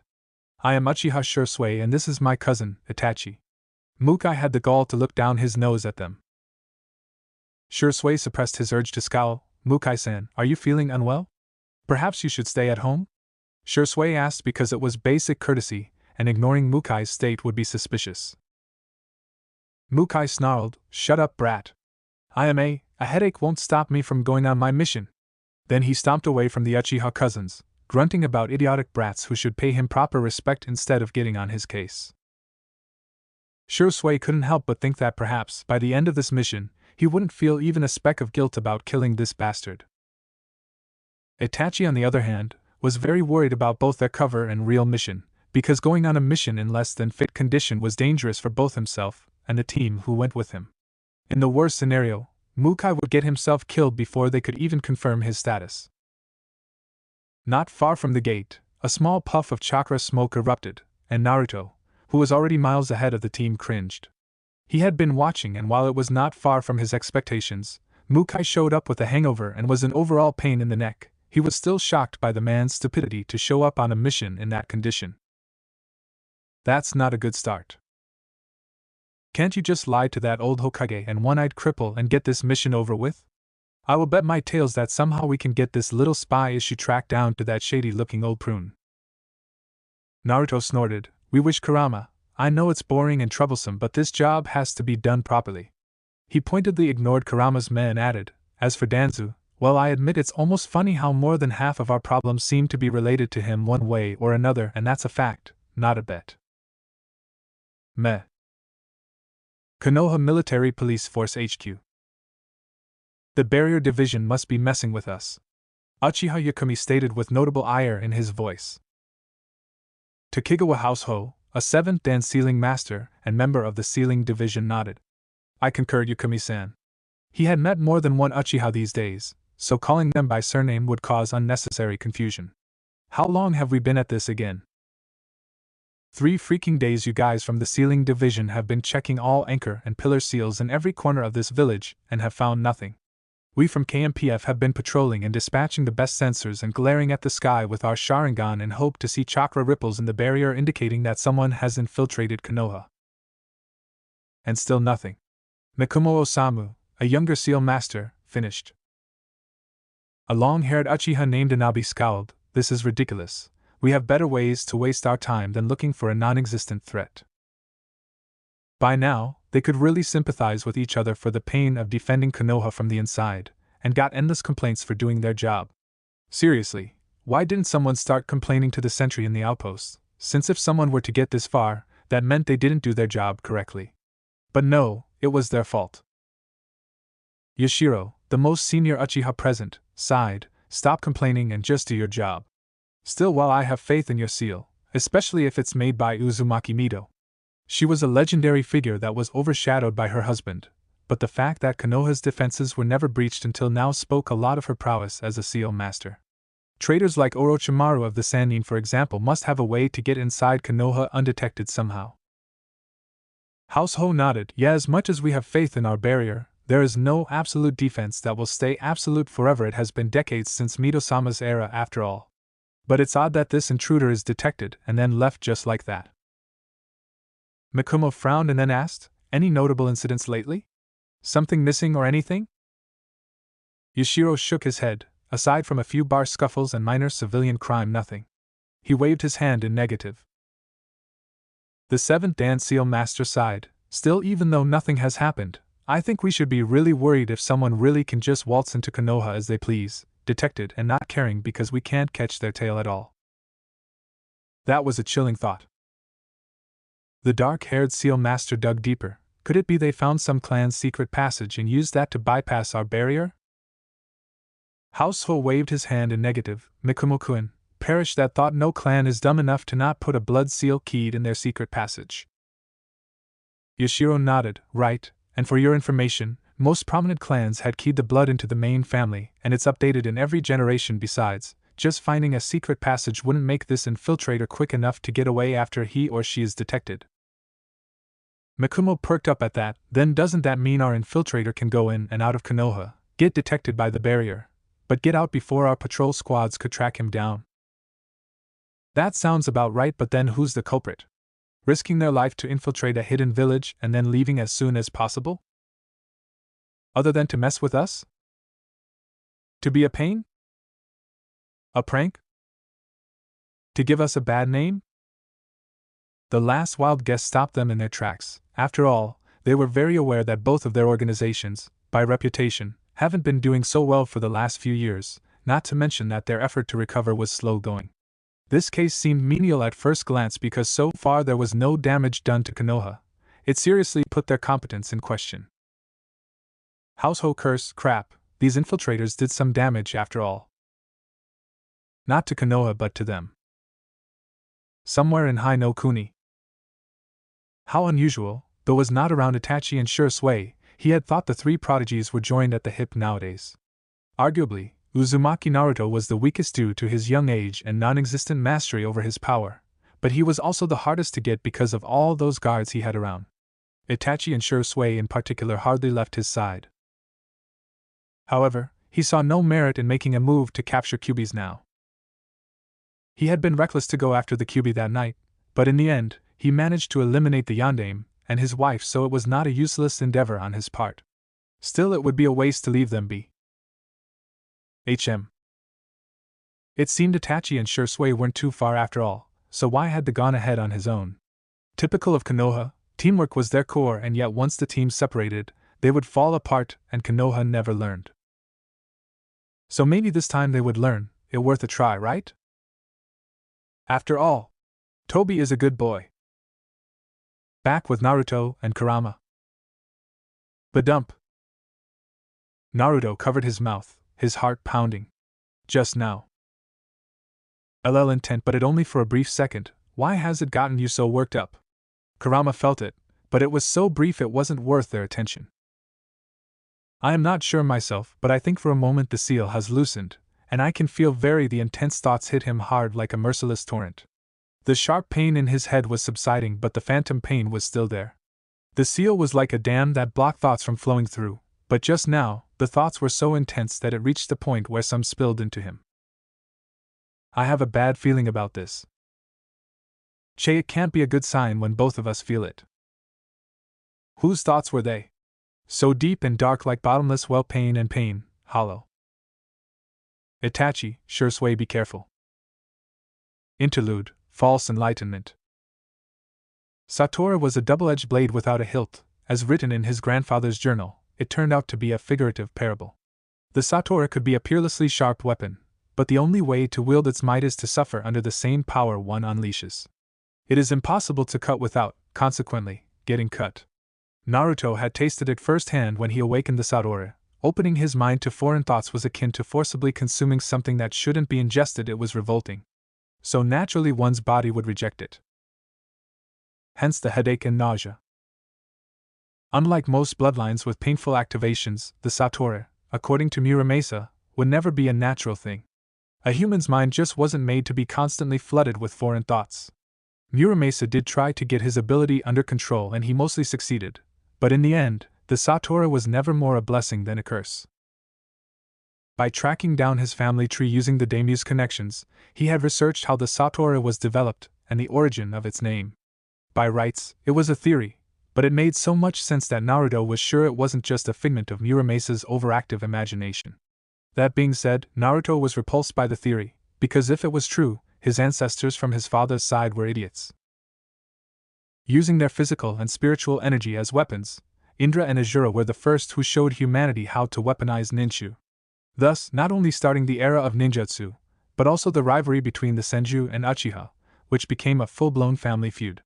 Frontal confrontation was not enough to sate their anger, so they competed in creating new techniques to get one step ahead of their rival. As the eternal rivalry went on, the Senju's side started to realize a decline in their clan. The reason was simple: they inherited the body of the sage, so as Azura's blood thinned, so did their power. The Uchiha didn't have this problem, or it just was not as obvious as the Senju's, the main reason being that they had inherited the spiritual energy of Indra rather than the body. The Senjus, specifically those with especially thin blood, were getting desperate for their handicapped bodies. Since they couldn't compete with their fellow clansmen with thicker blood, they had to look for an alternative, which eventually traced back to the root of ninjutsu. This discovery led to their efforts in recreating a ninja technique to connect people's spiritual energies with one another in an offensive way. Ninshu was the sage of six paths teaching. This meant that it was possible for them to inherit his ability. So through rigorous trial and error, Senju clansmen tried to recreate it, going as far as taking shaman's blood to their family in order to nurture an aptitude in communicating through spiritual chakra. A few generations later, they finally succeeded. However, Satoru, the newly developed bloodline, didn't turn out the way they thought it would. At first, the ability to read minds gave the Senju clan an immense advantage against their enemy. However, just like the Manjikyu Sharingan, the Satoru also had its downside. Unlike the Sharingan that caused their eyesight to decline, the Satoru would grow uncontrollable, making the user more sensitive to foreign thoughts to the point where it was driving them towards insanity. The Senju clan agonized over what to do with the bloodline and isolated members with the Satoru bloodline. They couldn't let the Satoru be integrated into the Senju clan for any longer. So, it was decided for members who were already beyond help to be killed out of mercy, while the children who inherited their blood, with even the slightest chance of awakening the Satoru, were to be sent away from the Senju clan to a coastline village, far away from the battlefield. That was the origin of the Namikaze's bloodline limit, the Satoru. An enlightenment that his ancestors sought after so desperately. It was some sort of karma in Naruto's opinion, for their sin of corrupting Ninshu. 21st Legacy, the play of betrayal. If an absolute truth exists in this world, that would be it. That's why shinobi exists, because we love, we wish to protect. And that's why we want power. Uzumaki Naruto. Betrayal was a funny thing in Naruto's opinion. He was pretty sure most shinobi in Konoha would disagree, because betrayal was a crime and a dishonorable thing. Yes, shinobis had honor, just not the same honor that samurai held. However, he was not going to argue about betrayal with any Konoha shinobi, not even Itachi and Shisui. It was his personal opinion that betrayal was a one-way road more often than not, because people could feel betrayed without the person who betrayed them thinking the same. He had been betrayed by a lot of people in his short life, and it started the day he was born. No, he was not being dramatic. His life was dramatic enough without imagining wild exaggerations. Sure, his sacrifice to Bia was for the sake of Konoha, and many lives would be lost if he didn't become one. Sure, his father didn't have a lot of choices, and as a Hokage, he had to do the best thing for the village. In the end, it was still a betrayal to leave your son all alone in the world, and not just as an orphan, but as a village pariah. He loved his parents very, very much. Even though they only had him for a short time, he knew they loved him. But ultimately, a parent's duty is to take care of their child, and since they were dead and he was pretty miserable as they did betray him. Next were the caretakers in the orphanage, who, on paper, are paid to take care of him and other orphans. They didn't, despite it being their job. Naruto was sure that genuinely caring for him was not in their contract, but neglecting him sure counts as not doing their job. There was a good reason why he was socially stunted by the age of 6. He had mixed feelings about Hokage-sama. Yes, Hokage-sama, not Gigi anymore. He knew why the Sandaime lied to him and all the secrets the Hokage kept from him. What made him feel betrayed was even though the Hokage treated him as his grandson, Sarutobi Hiruzen had depraved him from the one thing he craved more than anything. That one time he asked about his parents, he wished Hokage Gigi would at least lie that his parents loved him. He wanted some assurance that he was not unwanted, just one simple little thing, and yet, he was not granted even that. He was not trusted, and keeping a secret proved to be more important than his happiness. It was a shock to him when a person he thought of as his family couldn't even understand his desperation, and at that time, he truly felt alone. For real. He couldn't recall exactly when he had fallen asleep on the floor, he just did. Then he woke up with a nagging feeling and a headache. He didn't figure it out until years later, that his latent satori went haywire because of the stress he suffered after the cold rejection. And that he had passed out because the pain was too much for his young body to handle. It was pretty pathetic that he didn't take betrayal well to the point of almost getting himself killed over it. Years later, he still couldn't take it well. He was getting better, but it still hurt. Even Aizen's betrayal hurt. He might have never trusted the man, but that didn't make it any less painful. Aizen might have been a traitor and a liar, but he was still a caring and a good teacher who never once ignored him, the first one. For all the crimes he had committed against Naruto, the Uzumaki couldn't deny that Aizen was one of the few who acknowledged him. So, Naruto learned that betrayal was a one-way street, and the pain it subjects you to feels less painful if you understand the reason behind that betrayal. If anything, it would be downgraded from betrayal to a conflict of interest. Make sense out of betrayal, not a spectacle. Only then would it be fair and minimize pain for all the parties involved. Which was why Naruto didn't bat an eyelash when he found out that both the Uchiha clan and the tower had a paper-thin loyalty towards Konoha. Unlike betrayal, loyalty and trust were two-way streets. That's how it works. You couldn't expect a long-lasting relationship without trust from both sides, which was why the task to integrate the Uchiha clan and the tower into Konoha was such a difficult task. Trust could not be built overnight, but distrust is a parasite that would take only a blink of an eye to latch on and take hold. The same could be said about their mission, in which they were investigating a suspected traitor. More often than not, investigating a traitor would take a shorter time than surveillance, to be sure that someone was loyal. Still, Naruto mentally checked this covert mission's objective. The mission was infiltration. They were to spy on a potential alliance between Suna and Kiri. Why does it have to be a political nightmare-inducing mission like this? I told you that you and your Uchiha friends are like a match made in heaven. It's karma. The chortled. Kurama. It's just how it works with you three. Get in trouble together, and say trouble will roll over the hill with you. Kurama sounded gleeful about it. Now you're worried. Remember just months ago you said it works for you. Now eat your words. Sucker. Naruto rolled his eyes. You're not helping, Kara dash dot. His posture straightened, eyes narrowing as he picked up his pace. For a man hindered by a hangover, he sure moves pretty quickly. You're not worried for your uchiha friends anymore? Naruto shook his head. I am rightfully worried if my friends and teammates have to spy on an enemy nin with someone who reeks of alcohol and cigarettes. This is not going to end well, I swear. Of course it won't. Back with Itachi and Shisui. This is not going to end well for us. Itachi and Shisui thought as they trailed a few steps behind Mukai. If this was a normal mission, Shisui would call the mission off and personally have Mukai dragged off to the Hokage's desk to complain about going on a mission in his condition. He was not fit for duty, especially not for a mission that consists of spying on potentially hostile groups of shinobi.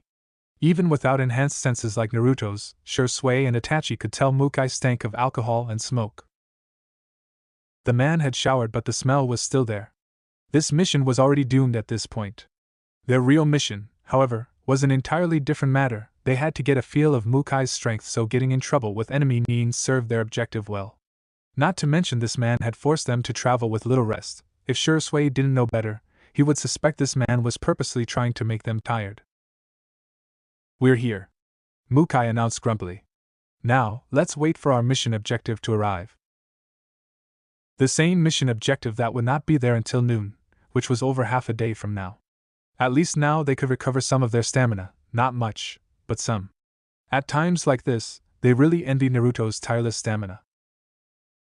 Back with Naruto and Kurama. It was a long wait, and Naruto was worried for Itachi's and Shisui's stamina. He didn't know if it was just Itachi and Shisui, but it seemed in general that stamina was not the Uchiha's strongest point.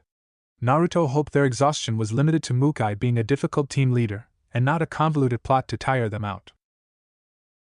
Naruto, a lot of shinobi are coming towards this direction. Naruto winced. They're faster than scheduled. It was a good thing they rushed to this place as planned, but he was unsure that if things were to get ugly, his team would get away unscathed. For now, he had to keep an eye on them. It was hard to gauge his distance to Mukai's team. He had to be close enough to give assistance if needed, but far enough so Mukai wouldn't be able to detect him. Bad day or not, Naruto was not going to underestimate a jounin who made it to his 30s. He is just trash. Trash that has lived longer than any of us, excluding you, not to mention that he's a ninja with more experience than my entire team combined. Naruto pointed out before he hushed Kurama. Sure. The Suna and Kiri team are here. Why me? Naruto ignored Kurama, as now he was torn, a lot. Who should I pay attention to? Suna and Kiri or Mukai? Naruto, you do a lot of things at the same time on a daily basis, yet you're conflicted about this? Kurama pointed out his idiocy.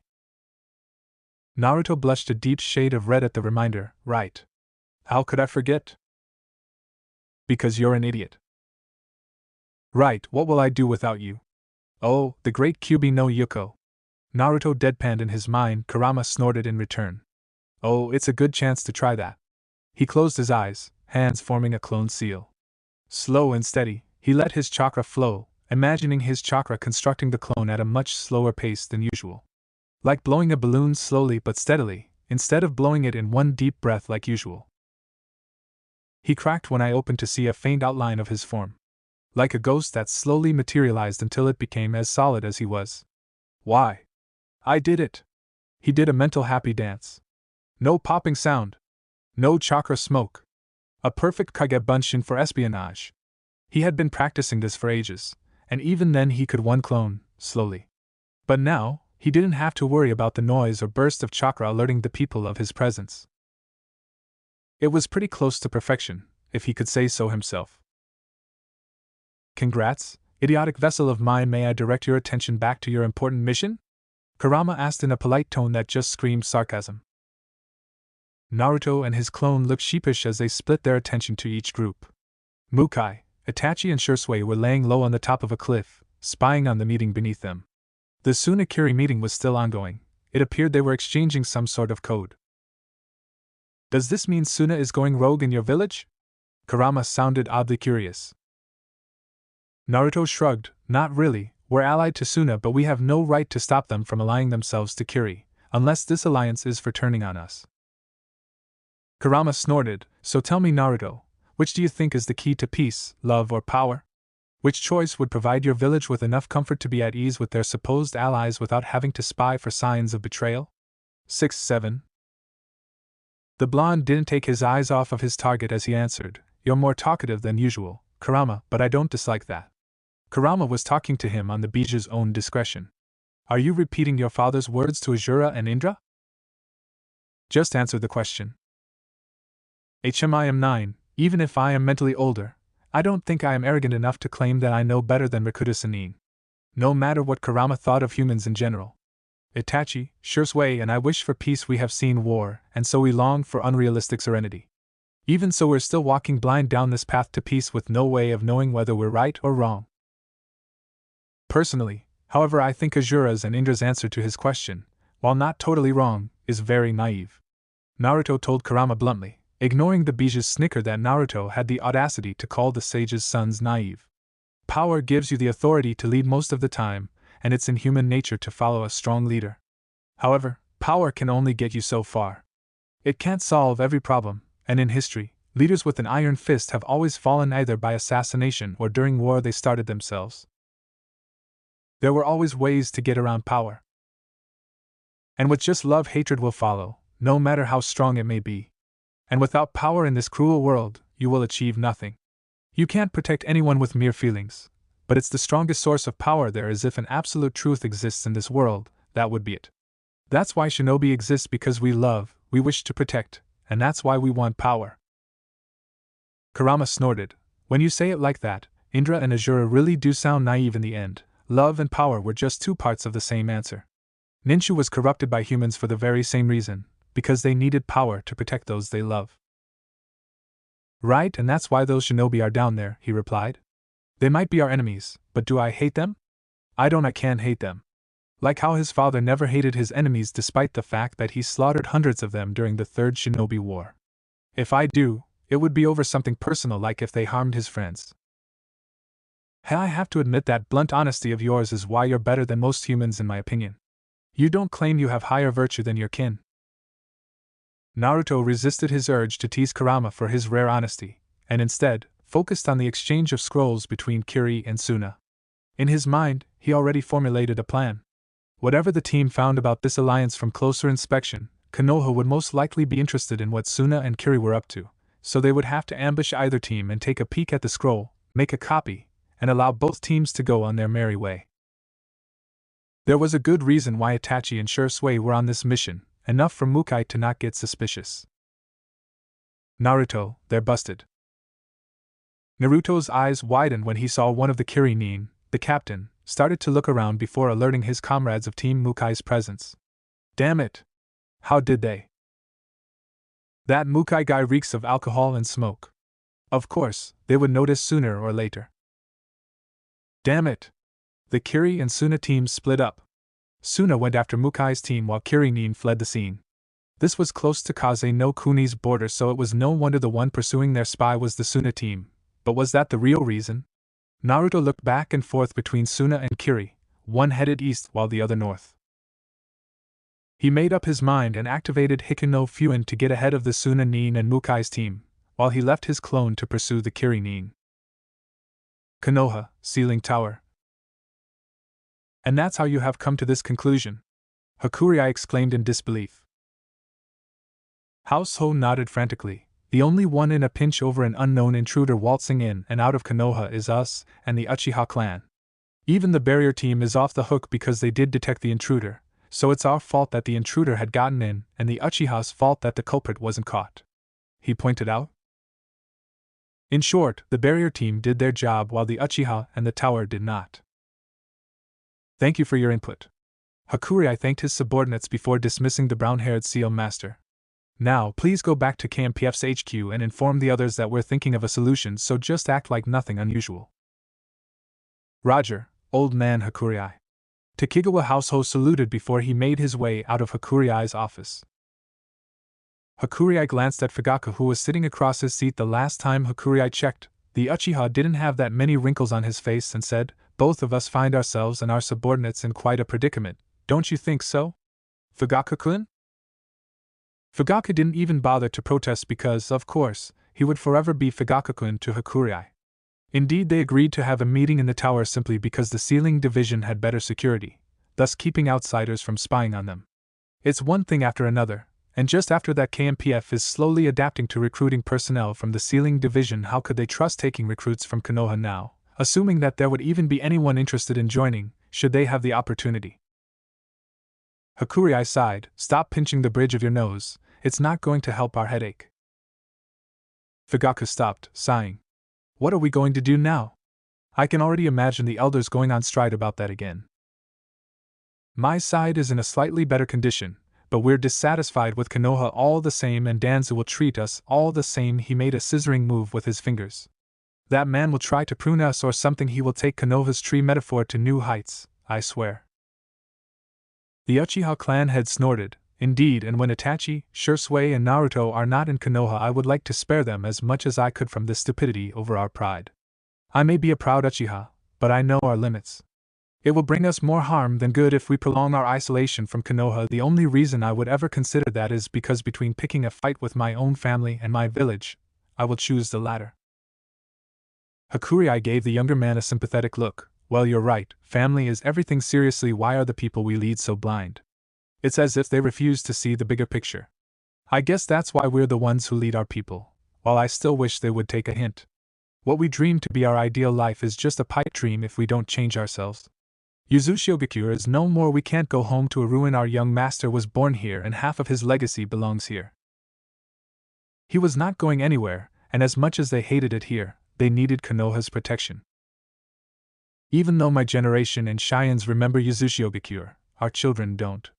What they know of our former home is just a memory, and he was afraid they would become delusional about their former home." Fugaku nodded sadly. "What our clan thinks as ideal is not realistic either. We might be able to take the Sandaime down, but what about the rest of Konoha? What about our children?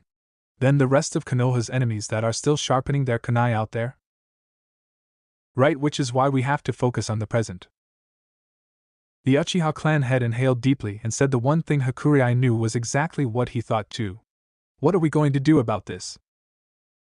"Capture the intruder, I suppose, but we've been trying exactly for that for 3 days. Which was pretty long considering they detected the intruder entering a couple of times, but they couldn't even catch a glimpse of the perpetrator. Not to mention they couldn't find anything wrong with the barrier. Not to mention just now I was called to the Hokage office, and Kokoi was there." Suddenly Fugaku had a very bad feeling about where this conversation was heading to, especially if the leader of the barrier team was involved. And he said lately, in the several instances of an intruder bypassing the Konoha barrier system, they were around the Uchiha clan district. Fugaku scowled. "Why don't they just point a bigger finger at us and be done with it?" He slammed his fist on the table in anger. "I know, Fugaku-kun, I know, this is a hard time for all of us. Though the fact that I was informed means they still trust me at least. That was not so comforting, but it was still something. Still, we have to calm down our people first. Rushing ahead will just lead us into Danzu's trap." "Danzu, of course. What does that man want from us anyways? He is so fixated on us it's unnerving. Uchiha's pride or not, getting unnerved by Danzu was nothing to be ashamed of in Fugaku's book. If he was not so desperate to get his son a place in Konoha's ranks, he would have kept Itachi and Shisui as far away as he could from Danzu. He hated how that man looked at his son and nephew.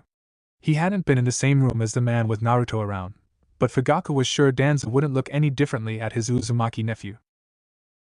Hakurai sighed. "Power, that's all he sees in us, the Uchihas and our seals." Fugaku contemplated for a moment. "Between us, I believe we have a pretty good chance of getting rid of him. Honestly, I alone stand a good chance myself. The problem with Danzu is not getting rid of him, it's the aftermath once he is out of the picture," Hakurai pointed out. "I don't think I can put it past Danzu to not bring his closet full of skeletons with him to his grave." The Uchiha sighed. "Right, but Hakurai-san, let me tell you this. If by chance, we're all going down because of his scheme, promise me that one of us will live long enough to drag that bastard down to hell. Consequences be damned." Deal. He agreed wholeheartedly. So before we get off the topic, the question of the year: what are we going to do to get us out of this mess? Good question. Both of them hung their heads in despair. Kawa no Kuni. The problem with a group of elite shinobi on the run back to their home was that their alertness took a sharp dip. Just because they were the ones being pursued, they believed that they had chances to spring up a trap and ambush the opposite forces, not the other way around. It was simple math, and Naruto had to say he couldn't fault them for believing that. Because most shinobi didn't have a way to leap and cover miles in an instant. He was still perfecting Hiki no Fuin for real flight, but the weather wasn't windy today, so for once luck was on his side. The Kiri-nin didn't have a Jujutsu to detect ceiling formulas on the clearing they came across. Nor did they have the patience or well-needed time. Believing that they got a good head start from their pursuers, they didn't care to watch their steps closely. Gah! My legs! I can't move them! Damn it! Naruto's lips trembled. It never failed to amuse him how a trap as simple as the Gomenjimen no Fuin could catch even elite shinobi if they were unaware of the trick behind the seal. High-ranked shinobi had already trained their body to enhance speed and strength with chakra. It was almost as natural as breathing to them, so their confusion was a small wonder. They were confused as to how such a thing had been able to glue them to the ground. The truth was simple, really. The seal just forced the chakra they emitted to stick to a specific spot, thus restraining their movement along with their chakra. A chakra chain shot from his sleeve and ripped the scroll holster from the Kiri captain's waist. The man roared for it. The scroll. Summoning another batch of clones, he duplicated the scroll. Naruto ordered the clones to split up as a precaution. After his clones were far enough, the remaining Naruto contemplated on what he was going to do with these Kiri-nin. He didn't want to kill them, if possible, and even if they were trapped now, going out there to kill them in person would be a bad idea. Any careless action would be risking the exposure of Konoha as the one who sabotaged their mission. He was also skeptical of how long Gomenjimen no Fuin could hold them to their spots. Having decided, his hands clasped before forming 3 hand seals in succession. Ox Snake Ram. It was a good thing there was a sun shower this morning. Kirigakure no Jutsu. It was a simple technique with only 3 hand seals. While his mastery over the water element was barely decent, this technique didn't require much of it. Though he was sure the Kiri team was not going to appreciate the irony. He called another batch of clones and distributed a particular elemental seal tag, quickly erecting a barrier before digging a foxhole to protect himself with a simple seal that softened the soil like Moegakure no Jutsu. Kirigakure no Jutsu? An indignant shout came from the general direction of the Kiri team. How dare! They were cut off by an electric current that ran through the thick mist, screaming in pain before they collapsed, one by one, onto the ground. Their chakra became very still, and Naruto knew they were out cold. As he had learned from his former master Aizen and Root Junior Squad, Suiton plus Right-un was a bitch. Even for ninjas with high pain tolerance, staying conscious against it was hard, to say the least. Now that I've completely disabled them, what should I do next? He wondered to himself. I am already low on chakra too. Chasing them with Hiki no Fuin and setting a large Gomen no Jimen Fuin took a lot from him. He frowned when he poked out his head to count. He didn't misread the chakra signatures. The Kiri team was short 1 3-man cell. I missed 1 team? This is the shortest route back to Mizu no Kuni, and the scroll was with them. If they wanted to split up to confuse their pursuer, they should split into smaller teams. With the Suna team going after the Konoha team, they were the larger team and they wouldn't pull this kind of stunt, J8. Instead, they would have fought him head-on. So that leaves one possibility. They went to assist the Suna team in catching the Konoha team. Or perhaps I should return to the Origi dash. He stopped in his tracks as someone suddenly appeared and that chakra where? He closed his eyes and loosened the seal on the Satori. Frowning at what he just sensed. Whose thoughts are dash? His eyes went wide in shock when all of a sudden, a gloved hand burst through his chest. Time seemed to slow to a stop, and with the last little bit of power he had left, he turned around and saw a masked face phasing through the tree he had been leaning on. A ghost? Poof! The clone disappeared with a burst of chakra smoke, and the masked man sighed. Yar, I guess wrong. The original is the one chasing after the Suna and Konoha team. He glanced at the unconscious Kiri-nin. Still, for him to take down a group of Kiri elites so easily. Granted, the clone won not in a battle of skill, but in wits. It was still a very impressive feat for a sheltered. At this rate, perhaps allowing him to live was going to be a hindrance in the long run. To wait for the Kyuubi to reform might be a better plan. That was what he planned with Yugura: stir a civil war and get the Yondaime Mizukage naturally killed, and wait for the Sanbai to reform, or he escaped from the seal and killed Yugura. He was not picky in which order his puppet died. As for Uzumaki Naruto. No, don't. Shisui and Itachi are dash. Shut up. He will die anyway, so what if those two dash?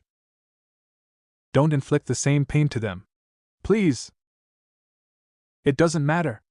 Once Tsuki no Mi dash. Spare them as long as we can. The world is not that kind to us, to Uchiha. And that's why be kind to them now for now. He looked at the general direction where the Suna and Konoha teams went off to and sighed. He had been patient for years. He could afford letting his cousins keep the Yondaime's son for a little longer. Yes. Let them be. After all, the longer their bond lasts, the greater the pain when they lose him. Then Shisui and Itachi would understand the real pain, the curse of their clan. Back with Itachi and Shisui, 5 minutes ago.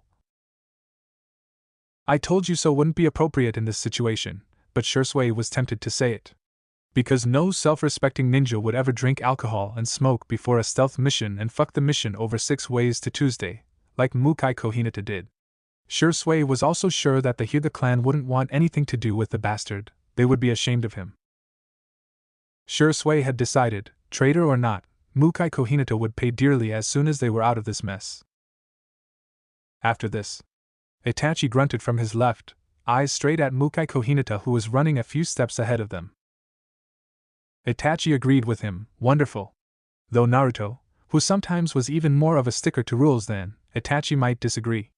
Mukai-san, the Suna team is gaining on us. Shall we confront them? He wanted to slap himself for abiding to seniority, but they had a cover to keep. Mukai snorted, I suppose we should on paper. Suna is one of our allies, but they did pull this kind of shit. I imagine Hokage-sama would want to keep the alliance, so dash. He looked at their direction, inclining his head so they could see his left profile. Their eyes widened when they saw the distinctive bulging blood vessels around Mukai's left eye, the all-seeing eye of the Hyuga clan, Byakugan. This is not included in his profile. Shisui sweated a little. While the Byakugan didn't mean the end of the world, he was not prepared to kill a grown-up jounin with the Byakugan.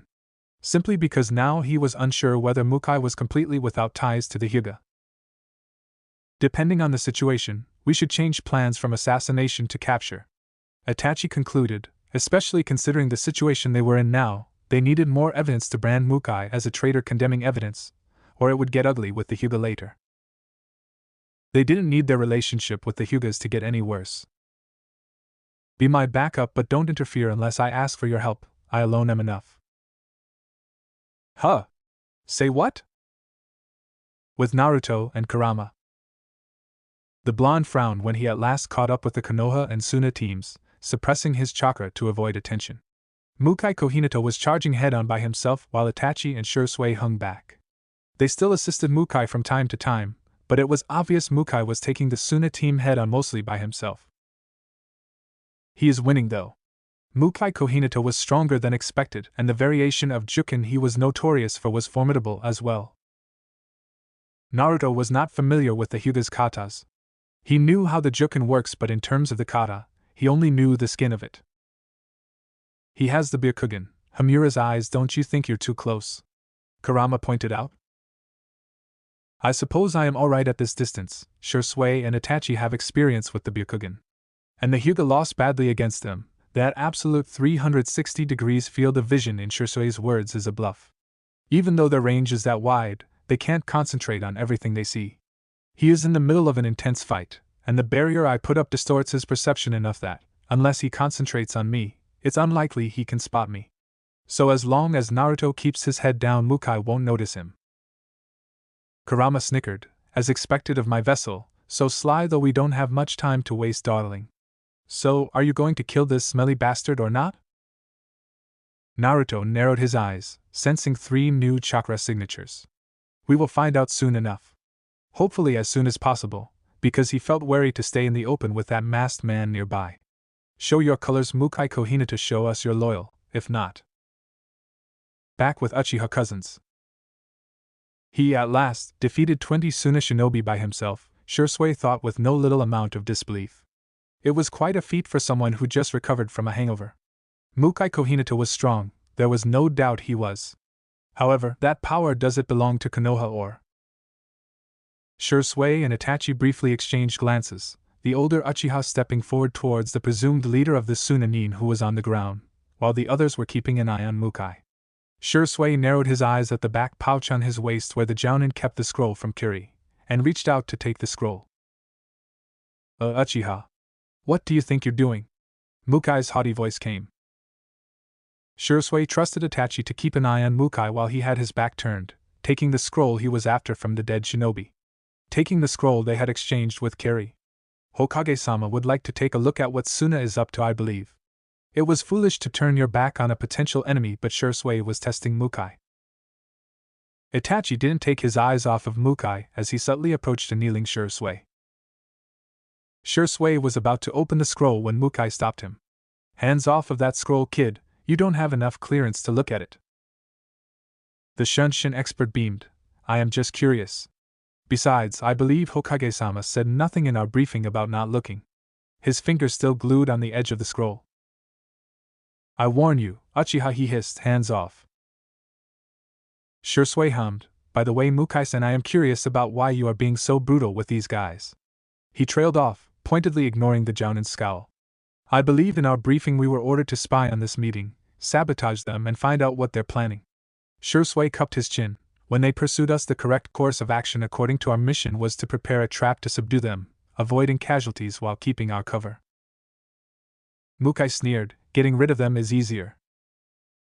But if a large team like this just disappeared with no news, no matter how good we are at covering our tracks, Suna will send their shinobi to investigate these guys' disappearance. He pointed out cheerfully, then we risk our alliance with Suna if they start to suspect Konoha, and by law, Konoha has no right to interfere unless this alliance between Suna and Kiri is against Konoha. Itachi continued. An alliance that's not with us will be against us, brat. Shisui snorted, the fact remains that we will be the ones at fault, and we can't claim innocence since we acted on unfounded suspicions. At last, he turned around, facing Mukai head-on. In the end, Mukai-san, whatever there is inside this scroll, this mission has done more harm than good for Konoha. Because Kawa no Kuni is between Hai no Kuni and Kaze no Kuni, whether or not they suspect Konoha, Suna would ask questions. But you're just theorizing, don't make a fuss over something so trivial. Oh, but we have to. After all, through the course of this mission, you Mukai-san, have been thoroughly sabotaging it.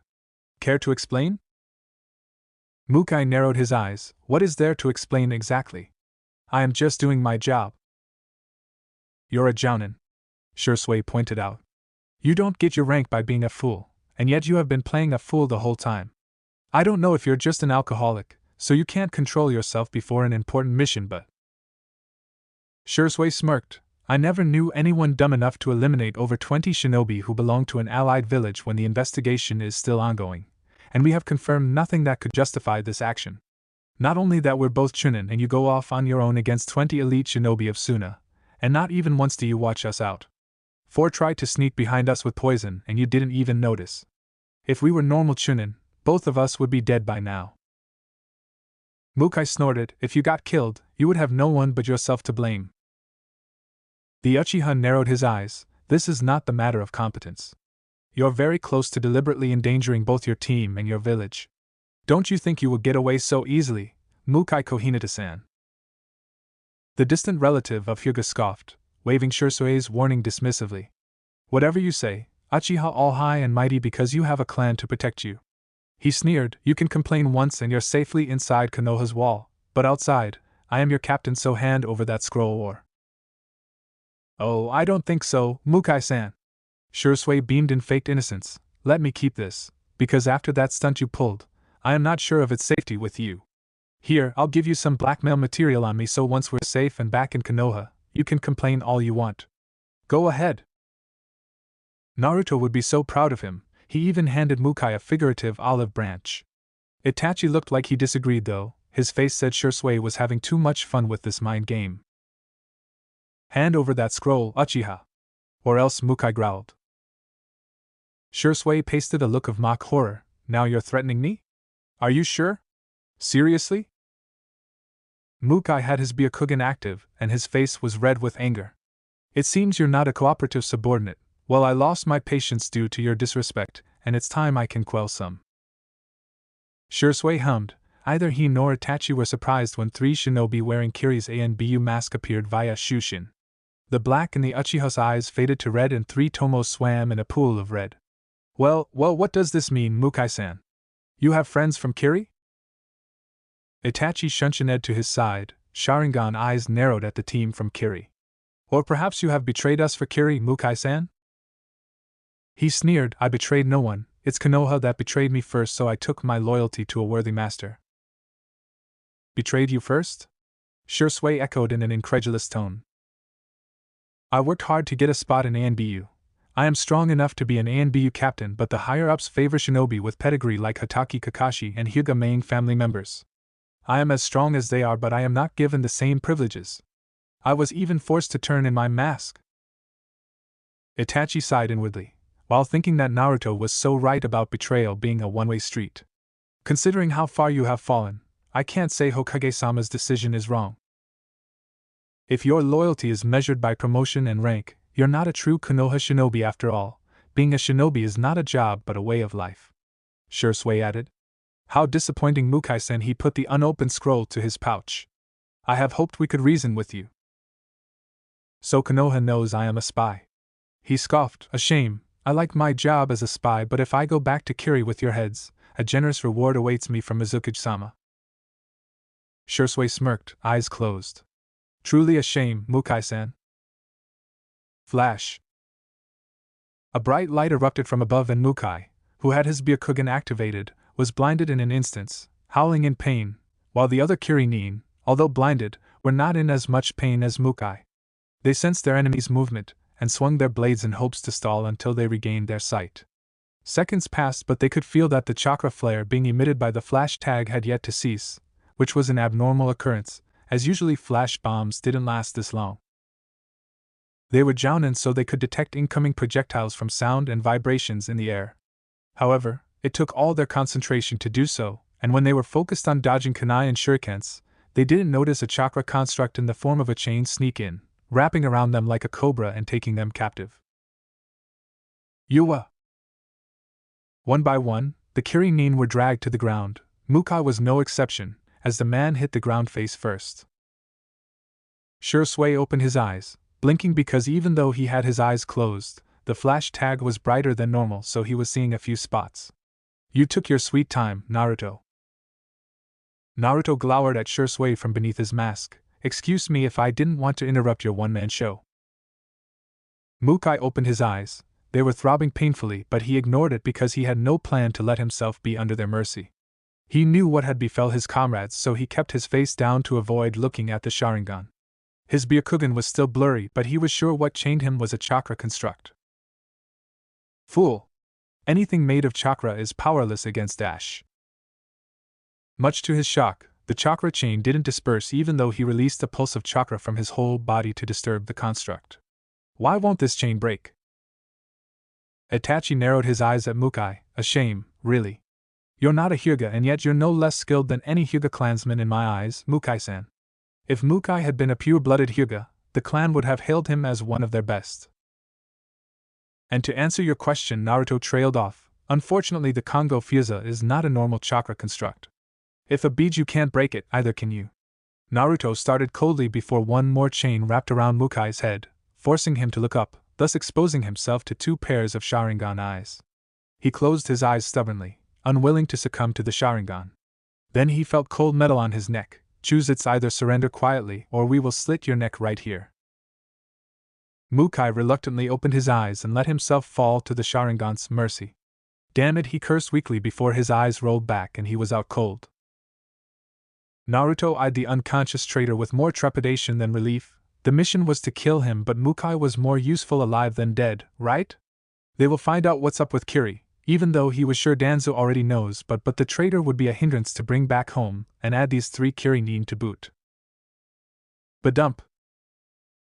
Naruto? What's with that face? Shisui asked. I finished sealing the corpse and I have sent a clone to the Kiri team you left behind to clean up after you. In which Shisui's clone was going to put them under and put a false memory before sending them off back to Mizu no Kuni.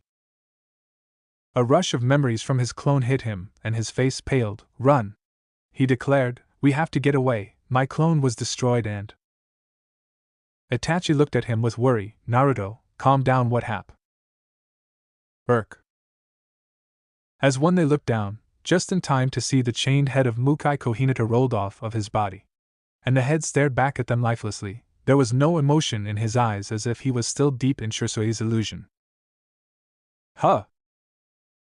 Naruto reacted as he, Itachi and Shisui dashed forward while their 3 hostages were killed swiftly with a slash on their jugulars. He was moving as fast as he could, but Naruto could tell his left hand that was holding the chain connected to the 3 recently dead hostages was wet with blood. He could see Itachi and Shisui were just as shocked as he was. It was as plain as the day that they were almost killed but spared at the last moment. Then a ghost appeared, seemingly emerging from the ground. He had shoulder-length shaggy hair, and dressed in black from head to toe, leaving almost no skin exposed. On his right hand was a kamaitachi, with a chain connected to his left. The blade was soaked in blood. But what drew their attention the most was the ominous orange mask he wore, with a single eye hole that didn't hide his lone Sharingan eye from the world. You! The Uchiha from 9 years ago, Uchiha Madara. Bonus, Naruto, Kurama's favorite host. Maybe. Uzumaki Mito was a self-righteous bitch who claimed his power was a source of calamity, so he had to be sealed within her. Kurama was blinded with rage back then, but now he wished he could call Mito out on her hypocrisy. Did she forget whose family feud Kurama was dragged into? As much as Kurama hated to call himself a victim, after all that he had been through, it was an apt label. After all, he wasn't helping Madara out of his own free will. He was forced out of his calm dwelling to aid their stupid fight. Did he get the apology that he so desperately deserved? No, instead of an apology, he was imprisoned unjustly, and Mito and Hashirama had the gall to make it sound as if they had done the world a favor. Unlike that drunk Tanuki, he never attacked humans unprovoked. Not because he liked them, but after Indra and Azura, he and his siblings the dumb Tanuki aside decided to stay away from humans as a whole to save themselves trouble. Then Mito and Hashirama went out of their way to gather all the like they were some collectible merchandise. As if the wound to their pride was not deep enough, the bastard couple dared to claim it was for their father's dream. Peace. His next host was only slightly less guilty than Mito because she was just inheriting the job as his vessel. But that didn't make Kurama hate Kushina any less, especially since she took Mito's advice to fill herself with love to deal with his hatred. If there was anything he could agree with Kushina on, it was that neither of them got a good deal out of this accursed bond. That being said, it still got on his nerves how Kushina treated her status as some sort of sacred duty. Kurama was nice enough to give her and her husband a quick death before getting sealed into his next host. He didn't have high hopes when he got stuck in Uzumaki Naruto either. However, after acquainting himself with the boy, Kurama could say at last he got a better deal. At least Naruto was not a self-righteous Uzumaki who thought Kurama deserved to get stuck in this hellhole like the previous 2 and felt guilty for his fate. Kurama didn't want sympathy, of course. He was the mighty Kyuubi who didn't need pity, but it was considerably a step up, as his current host put some effort to make this accursed bond between and more bearable. Though sometimes Kurama wished Naruto didn't work so hard to make their living arrangement better. Such as, don't decor this place. Let this cell be dreary and wet for all I care, but don't paint the bar orange. It's a very lively color, and to be honest I don't like this sewer either. There must be something wrong with my head and I'm fixing it. Stop. Seriously, he was happy enough that in this small cell he was free to move his limbs, unlike when he was stuck inside Kushina and Mito. As for the dreary sewer, the less said about it, the better. Kurama, what do you think about this seal to improve your lighting? Good morning, Furball. The sun is very nice, so I wonder if you felt it when I was sunbathing. Hey, I attuned the seal to my senses so you can taste the food I eat. Isn't ramen the best comfort food in the world? The synchronized senses were nice and all, but Kurama could live without tasting human food, and he'd rather not have Naruto talking his ears off. He almost missed being ignored by his last two vessels, almost. Kurama, I feel sorry you're cooped up in there. Now what? He was almost tempted to sigh at his vessel. After years of living inside this boy, he learned to tolerate Naruto's antics, so he'd always listen first and scream later. As bizarre as it sounds, he had raised this boy since Naruto was 6. What brought this up? You see, it's been raining all week in Konoha, and Shisui says the cats kept by the Uchiha clan were going crazy because they weren't able to take a walk outside. Should he keep listening or should he scream at this numbskull now? They're tearing curtains and tatami apart, meowing non-stop. Shisui looks sleep-deprived because the granny next door keeps like a dozen of them. I am so sorry for not noticing sooner, so I'm thinking of a way to get your consciousness out from time to time from the seal, Naruto declared, a hint of guilt in his voice. He would like to remind Naruto that he was not a cat or dog, but he couldn't deny getting stuck here wasn't frustrating either. Besides, if Naruto was really going to give him some freedom, Kurama supposed he could swallow his pride just this once. Let's indulge this boy for now. It was not like Kurama was expecting anything. Or so Kurama thought. It's surprisingly simpler than I thought. Naruto was grinning from ear to ear. I just need to apply the same principles as the Kage Bunshin in the seal and bind it with our chakra, fooling my seal since the majority of your chakra stays within me while transporting your consciousness and some chakra to this clone. Looking at Naruto's beaming face, he had an urge to claw the brat. Clone, you said. He was looking at the mirror, trembling with fury and embarrassment at his reflection. Naruto and his teammates had the decency to look embarrassed. Well, at first I thought that I could just lend you a clone of mine, but it's not a great idea to have one of me roaming with red eyes and claws around Konoha. So, the other idea is looking for another body and keeping your comfort in mind. We think this body that looks as close to your original is the best. Shisui beamed, and since it's his first time speaking to Kurama face to face, he was doing his best to give a good impression and hopefully make amends on behalf of his clan. We were torn between getting a monkey or a fox. It was a sad attempt at boot paw licking Kurama on Shisui's part. Monkey? How does he look like a monkey? True, his upper body was somewhat human or monkey-like in anatomy, but... Shisui, be quiet. Itachi was sure mentioning that they were looking for a monkey was not a good idea.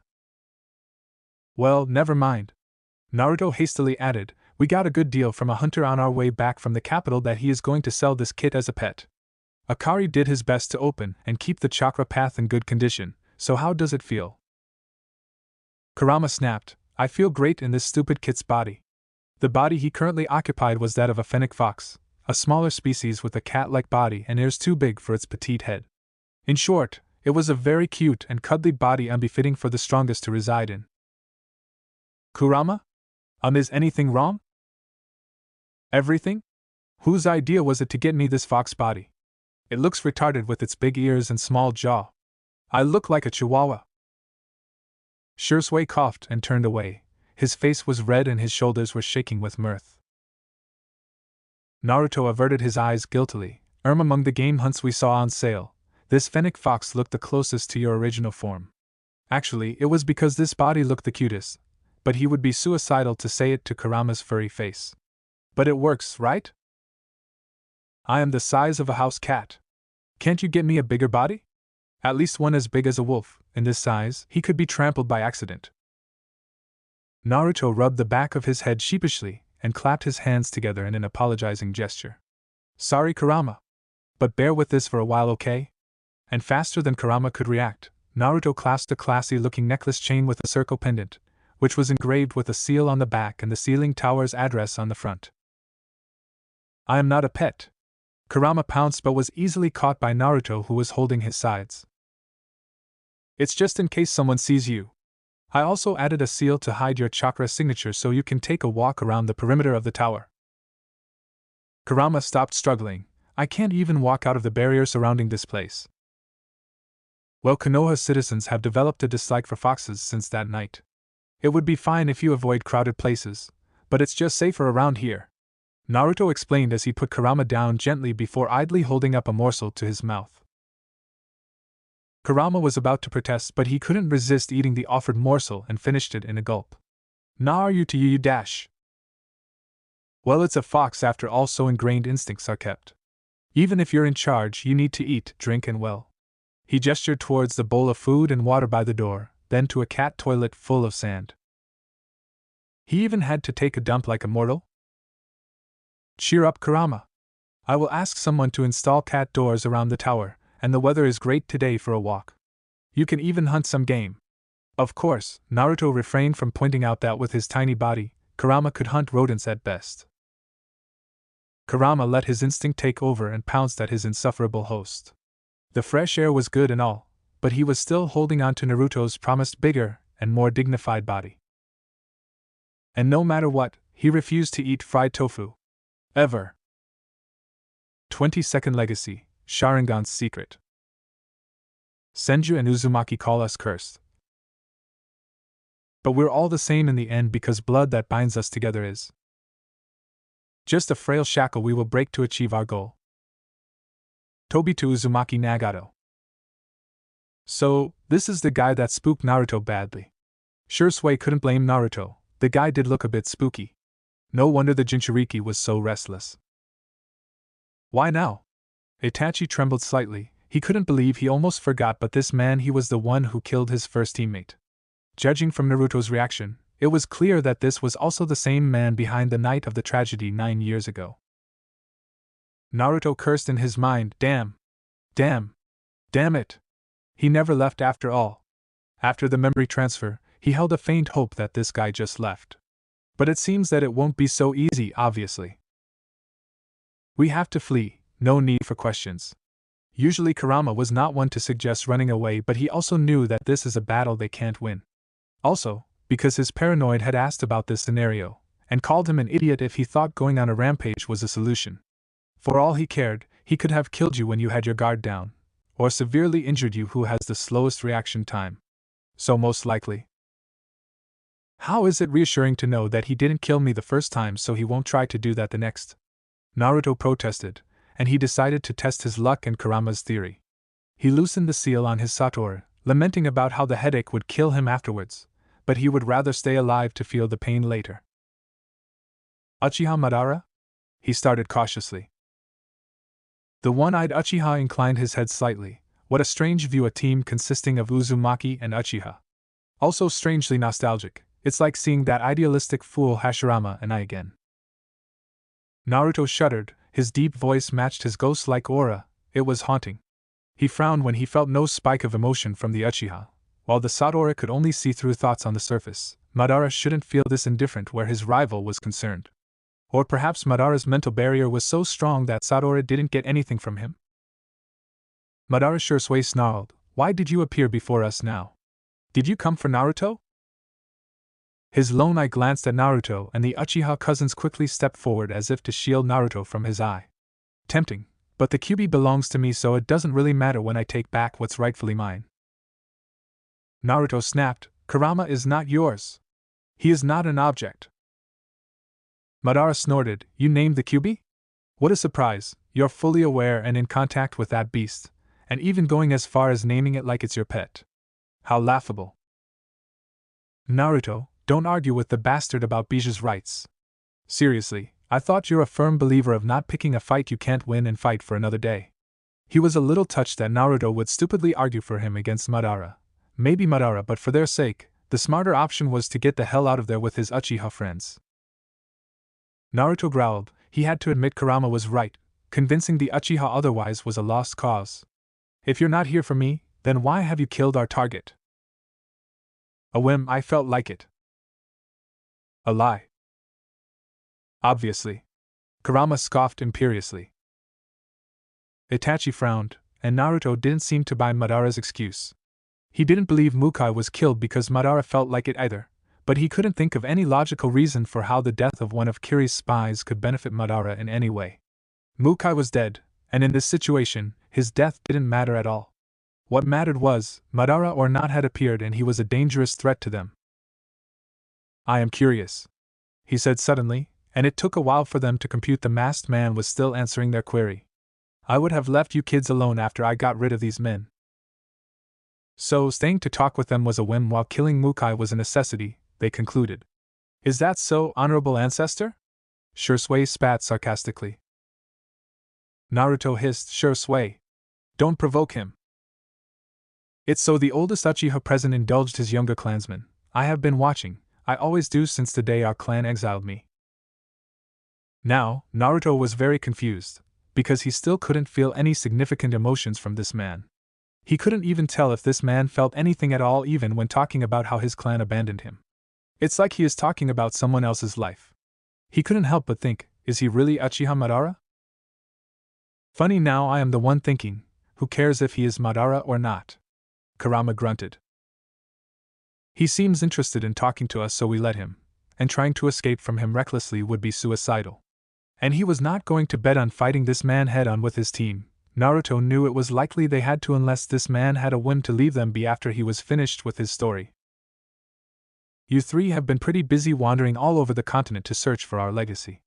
What are you guys looking for? Shisui was about to retort but Naruto covered his mouth before he could. We're interested in our clan's legacy of course, especially since we found a number of discrepancies in the recorded history. Who impressive, child. You're not so naive to let Konoha spoon-feed you their foolish ideology. He sounded genuinely impressed. But you have not answered my question, the legacy of our clans can be anything. At their narrowed eyes he added, so how about a deal? You tell me what you're looking for and I will tell you about it. Naruto, Itachi and Shisui clamped their mouths shut, thinking. Suspicious. Is this a trick to make us let our guard down? What the heck is this mad ancestor of ours up to? He can't be serious offering us the answer just because we asked him. The blondes swallowed and tested their luck. I want to know why the Nighting was wary of the Uchiha clan to the point he isolated the Uchiha to one place? The Uchiha finished. It's pretty simple really. Is he really answering us? Naruto thought in disbelief. It's because Tobirama never trusted the Uchiha clan. Shisui snarled, he trusted my father, Uchiha Kagami. Perhaps he did trust your father Uchiha Shisui, but he never trusted the Uchiha clan as a whole. After all, we're a cursed clan. A chill ran down his spine at the word cursed, as for the first time since the masked man's second appearance, Naruto felt a strong emotion from the man. It was sadness, regret, anger and hate, so much hate he almost choked on it. Itachi narrowed his eyes, what do you mean cursed? He inclined his neck, lone red eye narrowed. We Uchiha are people that are greatly devoted to love and friendship, though we tend to conceal and suppress such emotions. Contrary to what people believe, power comes after. We don't follow Indra, our ancestor, at all. Shisui was stunned. While he knew his clan was not full of heartless bastards, it was hard to compute that apparently, they were all romantics at heart, and tend to hide their affectionate nature. He could relate that to Itachi and to an extent his uncle, but not to his more stuck-up clansmen like Tekka or Inabi. And? Which part of that is a curse? Naruto asked. The irony of valuing the Senju's ancestors' choice aside. The Uchiha snorted, the curse starts when we lose the people most important to us. Naruto was surprised at the strong emotion that hit him all of a sudden to the point he began to sway on his feet. When we lose our loved ones, our love can instantaneously turn into hatred, and we lose sight of everything else. No matter how deep our love, our hatred and despair will run deeper. Naruto stared wide-eyed at the Uchiha before him, as if it was the first time he saw the man. Deep darkness, sadness, and anger so deep that I feel suffocated. And that emotion is what awakens our Sharingan. The mirror that reflects our feelings for our loved ones. That explained the mystery of the Sharingan's awakening, but Naruto was more concerned with his own condition. He tried to focus his chakra to close his seal on the Satora, but for some reason, it couldn't block the intense emotions coming from Madara. Naruto! I feel sick, he coughed, his head throbbing painfully. Itachi grasped Naruto's shoulder, wondering what came over the Uzumaki. Look sick, what's wrong with Naruto? Shisui snarled, oh yeah? I still don't see the curse part.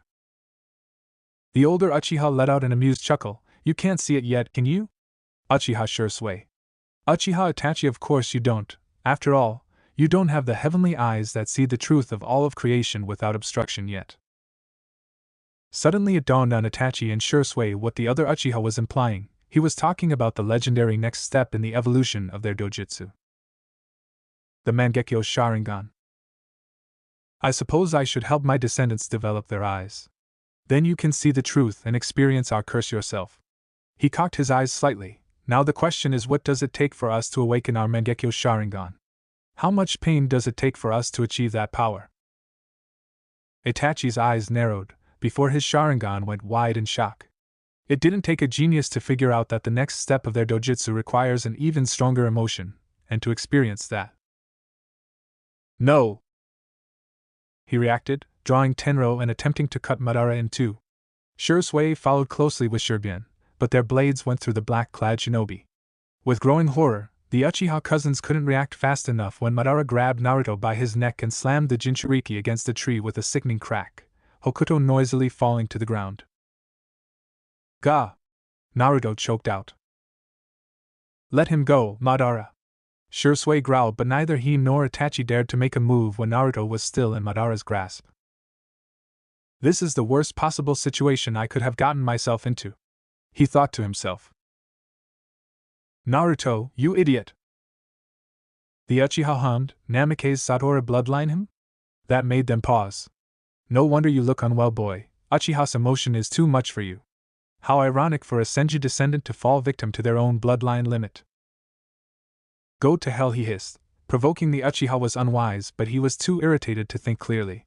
Ach! With his windpipe pressed, Naruto couldn't breathe. Curious, how curious. I don't know much about Satori. After all, the Namakes is an almost extinct clan, a shame to kill you, but... Kongo Fusa materialized and the Uchiha was forced to let Naruto go before the chain ripped him to pieces. He dodged my Kongo Fusa instead of letting it pass through him? Why? Naruto! Itachi and Shisui shined to his side in an instant. Go, he is after you. What? I am not leaving you guys with him. Naruto snarled. That madman wants to kill you to get us to awaken the Mangekyo Sharingan. Shisui snarled back, go. Listen to us. He is not going to kill us. You're the only one in danger here, Naruto. Itachi hissed. But Naruto stopped, whirling around and threw a punch to his side. Itachi's and Shisui's eyes widened when they saw Madara was behind them in a flash, and he caught Naruto's fist in his grasp. Allow me to help you to choose. Whoosh! Then the world started to spin and Naruto disappeared from their eyes. Itachi eyed his outstretched hand in shock, where all his hand reached was air. His friend was gone. Tenru was drawn in a flash, and he swung the blade over the older Uchiha. The blade phased through and Madara sidestepped them with ease when Shisui followed, attacking with his Shirobin. Where did you take Naruto? Return him to us, Shisui demanded. Madara chuckled, return him? A shame that I can't return him, he is gone. We don't believe you, Itachi hissed. You want the Biji Yandame sealed in Naruto. You want him alive. The Uchiha heir launched his blade of fire, Jane Fire Snake. The masked shinobi didn't move as he let Itachi's serpent of fire harmlessly go through his body. It's pointless, you will not be able to touch me. Not without the same eyes as mine. Shisui growled, don't take us for a fool. Bastard. He howled, raising his blade. Kabono Ikazuchi grain of lightning. Torrents of lightning shot up to the sky before it fell down upon the older Uchiha, who deftly dodged the rain of lightning with ease. He disappeared and the lightning hit empty ground before it reappeared a few meters away from his original spot. Had enough, boys? Itachi narrowed his eyes. Shisui, he dodged your lightning but not my fire. Why was that? Shisui nodded. He noticed that as well. Yeah, he even teleported. What's the difference between our attacks? He can't be weak to lightning, could he? Then he tested his theory, unleashing another torrent of lightning that sped up like a bullet towards the masked man. This time he didn't dodge, and let the lightning bolt pass through. The Uchiha cousin concluded the element of their attack was not the problem, but the form and range of it was the likeliest factor. But why would those matter? Clank! Their blade met his scythe, and Shisui cursed under his breath. Strong! If my blade wasn't the Muramasa sword, he would have cut through me. Itachi panted slightly. He was getting tired as this was already his second fight, not to mention at Mukai's insistence. They had not rested at all on the way to Kawa no Kuni. Although this fight was going pretty well considering who they were up against. Still, he knew his clan had a flair for drama, but he was sure that considering his general opinion on Madara, the man's taste for techniques with a large scale of destruction was not an exaggeration. However, this man, while powerful and undoubtedly a Kage-class shinobi, didn't fight as flashily as Madara did. While he had an upper hand in this battle, the man was mostly on the defensive instead of on the offensive. Madara was never ever described as a defense-oriented fighter, but a god-like entity who summons calamity-scaled destruction like the Kyubi no Yuko upon his enemies. So, what's with this efficient, swift and defensive fighting style?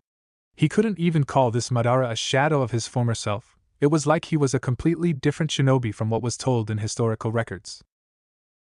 Itachi didn't think he could subscribe to the change of fighting style to age-wise. If this man was over 100 years old, he shouldn't be standing now, let alone fight with a completely different style. Age gives edge and refinement to a fighting style, not a 180-degree turn. Still, he didn't put it past Madara to change his eyes with another uchiha that was buried by war and fashion a new fighting style to suit the eyes. This is really strange. I wish I could talk to Kurama. Or better, ask Naruto to ask Kurama to confirm the man's identity. For now, however, Itachi let himself open slightly so his opponent's fist could connect to his side, while Shisui attacked. His eyes narrowed when Shisui's blade and Madara's fist didn't connect. The masked man simply ran through them like a ghost. Shisui smirked at him, panting. "You saw that, Itachi?" He nodded. It seems that he can't attack and defend at the same time with the technique that allows him to be intangible, so we have to attack him simultaneously. This was not an enemy they could face alone. Still, it was going to be hard to fight that way without Naruto. Either he nor Shisui was good at relentless offensive moves. They either had the chakra nor stamina to pull it off. "Wonderful, you figured out something about me, I suppose?" He didn't sound worried, but it seems you're running out of gas. A pity really that our clan was never a stamina powerhouse like the Uzumaki and Senju. Then again, we did get our fair share of Rikudo Senin's legacy. Funny how you of all people bring that up. Shisui muttered sarcastically. As an Uchiha, you should also know that we're all as stubborn as a mule underneath our stoic mask, and we will stop at nothing until you give Naruto back to us. Exactly what he said. You're wrong if you think we will give up, not until we get him back, Itachi vowed. The masked Uchiha became very still, and even though he seemed wide open for some reason, the Uchiha cousins felt more threatened by this suffocating silence. I see. His voice became deeper, ominously, that made them shudder with dread. "So, he is your son. Uzumaki Naruto is a very precious existence for you too. I can see it, the same love and devotion I once had for my brother and Hashirama."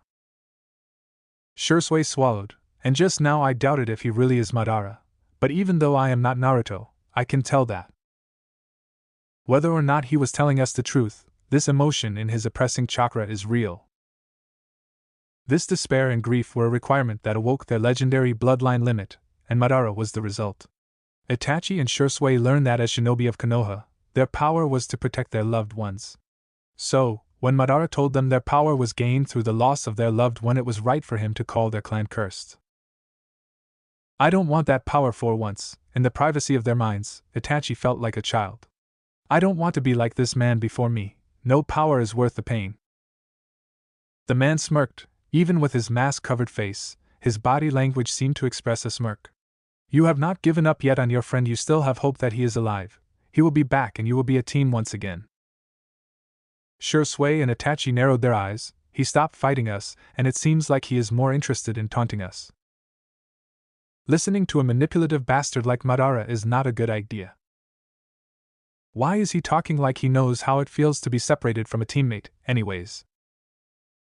The world is not that kind to us, not to us Uchiha, or to any shinobi," he finished. Shisui snarled, "What the heck are you talking about?" "Oh, I am sure you understand. After all, this is not the first time you've lost your teammate, right?" Itachi Shisui.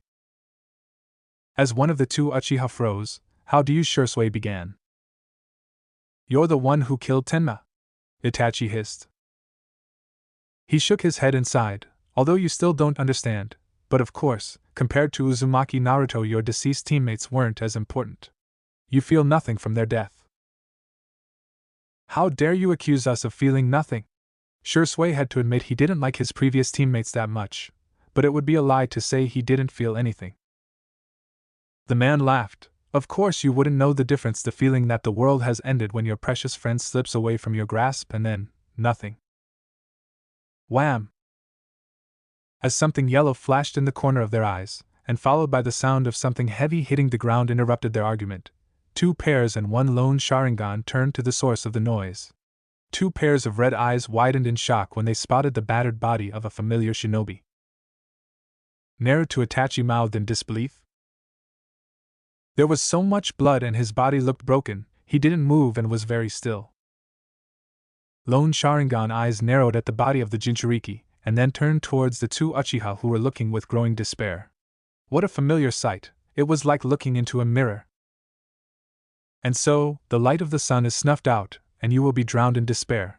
Like I said, Itachi, Shisui, the world is cruel.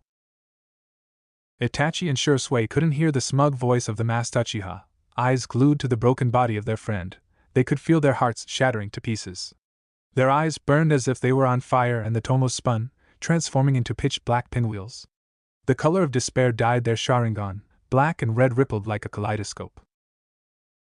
How dare you! He smirked when he saw 3 black tomos swimming in the red eyes of Uchiha Air start to morph, melding together, and he could tell so did Shisui's Sharingan. They were reaching out for that dark power all those with Uchiha blood innately sought. Then, faster than he could react, a familiar golden chain shot up from the ground, whipping around his leg before traveling up to wrap around his neck. He was almost choked before his power saved him from the close call, teleporting him away from his original spot. Naruto! Itachi and Shisui cried.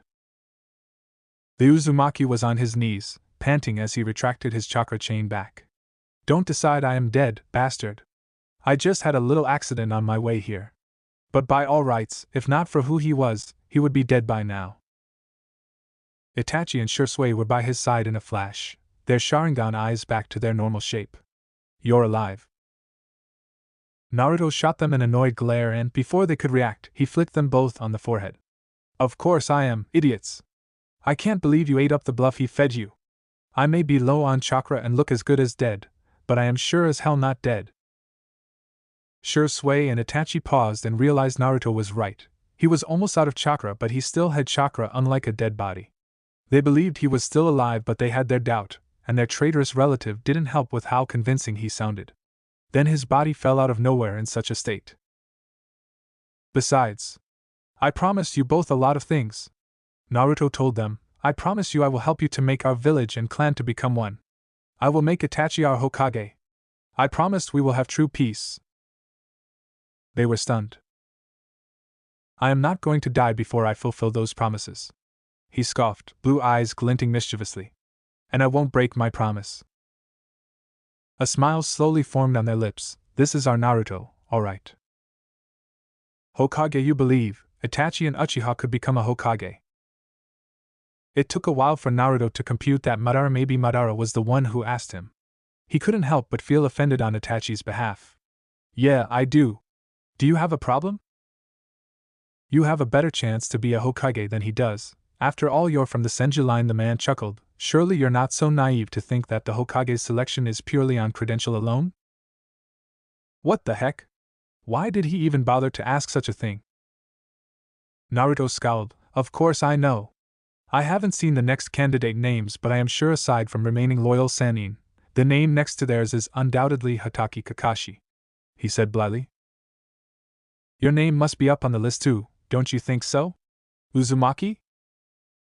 He recalled how Sandaime expertly and subtly made him believe being a Hokage was a noble dream. Of course he knew what Sandaime wanted from him. Sandaime liked Itachi, but between him and Itachi, Naruto knew who he was going to choose. So, like he cared, who had a better chance to make it to that seat? The long-standing tradition of nepotism be damned. I have faith that Itachi will make it. He will be our Hokage one day. So do I, Shisui added, his eyes never leaving the stray Uchiha. Itachi stayed quiet, While he was touched by their support, he was at a loss as to why his chances of becoming a Hokage suddenly became a matter of importance to Madara of all people. Maybe it was because of his rivalry with Hashirama, but Itachi wondered why this man suddenly lost all his intent to fight. At some point his weapon was nowhere in sight and his stance relaxed, as if he never intended to attack them. Faith, how the man mused. How alike you and her. Huh! A vortex started to form from his right eye as his body was being sucked in a spiraling fashion. Interesting, Uzumaki Naruto, very interesting. The red eye turned to the two Uchiha. As for you two, don't think it's over yet. Our curse is always with us, don't think you can escape it. You're not the one who decides that, Itachi vowed. We will overcome it. A scoff was heard from the remaining body. Futile struggle, but let's see where it takes you, HM? Uchiha Itachi Shisui. And then he was gone. A few hours later. I wish we had a B blood type.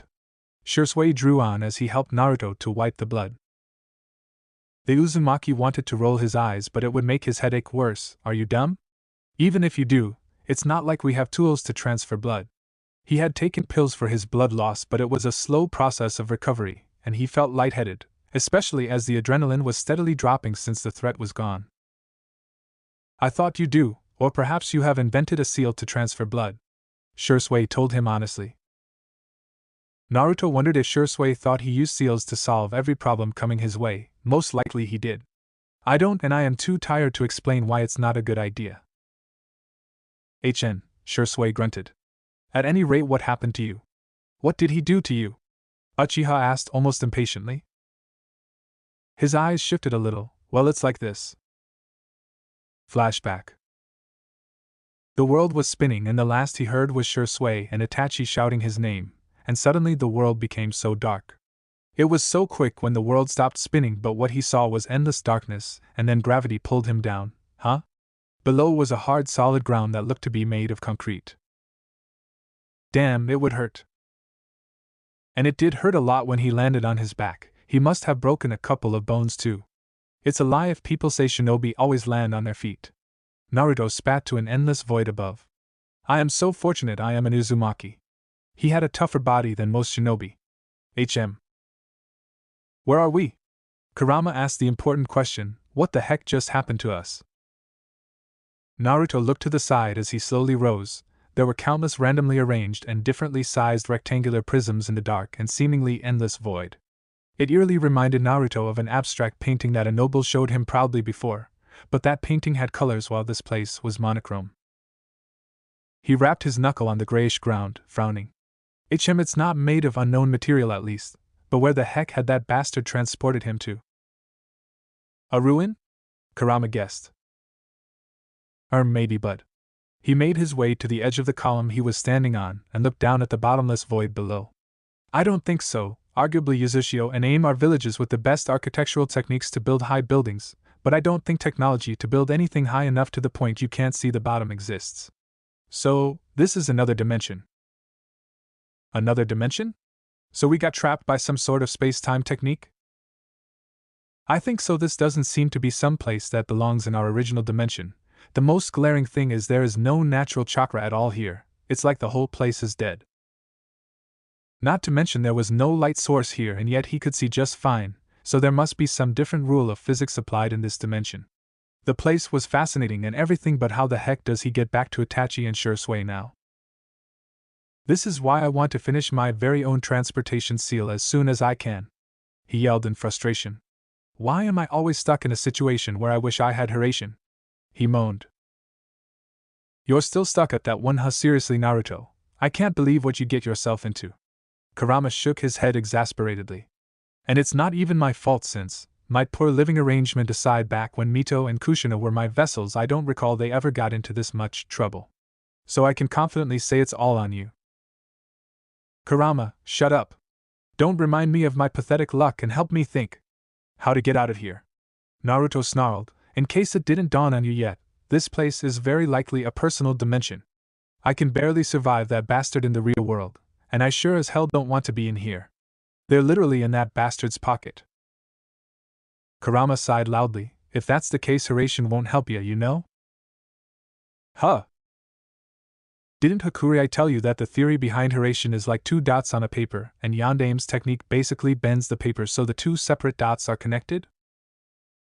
In short, Hiraishin could teleport you anywhere as long as it's in the same dimension, and in this case Naruto was not even on the same paper as his desired location.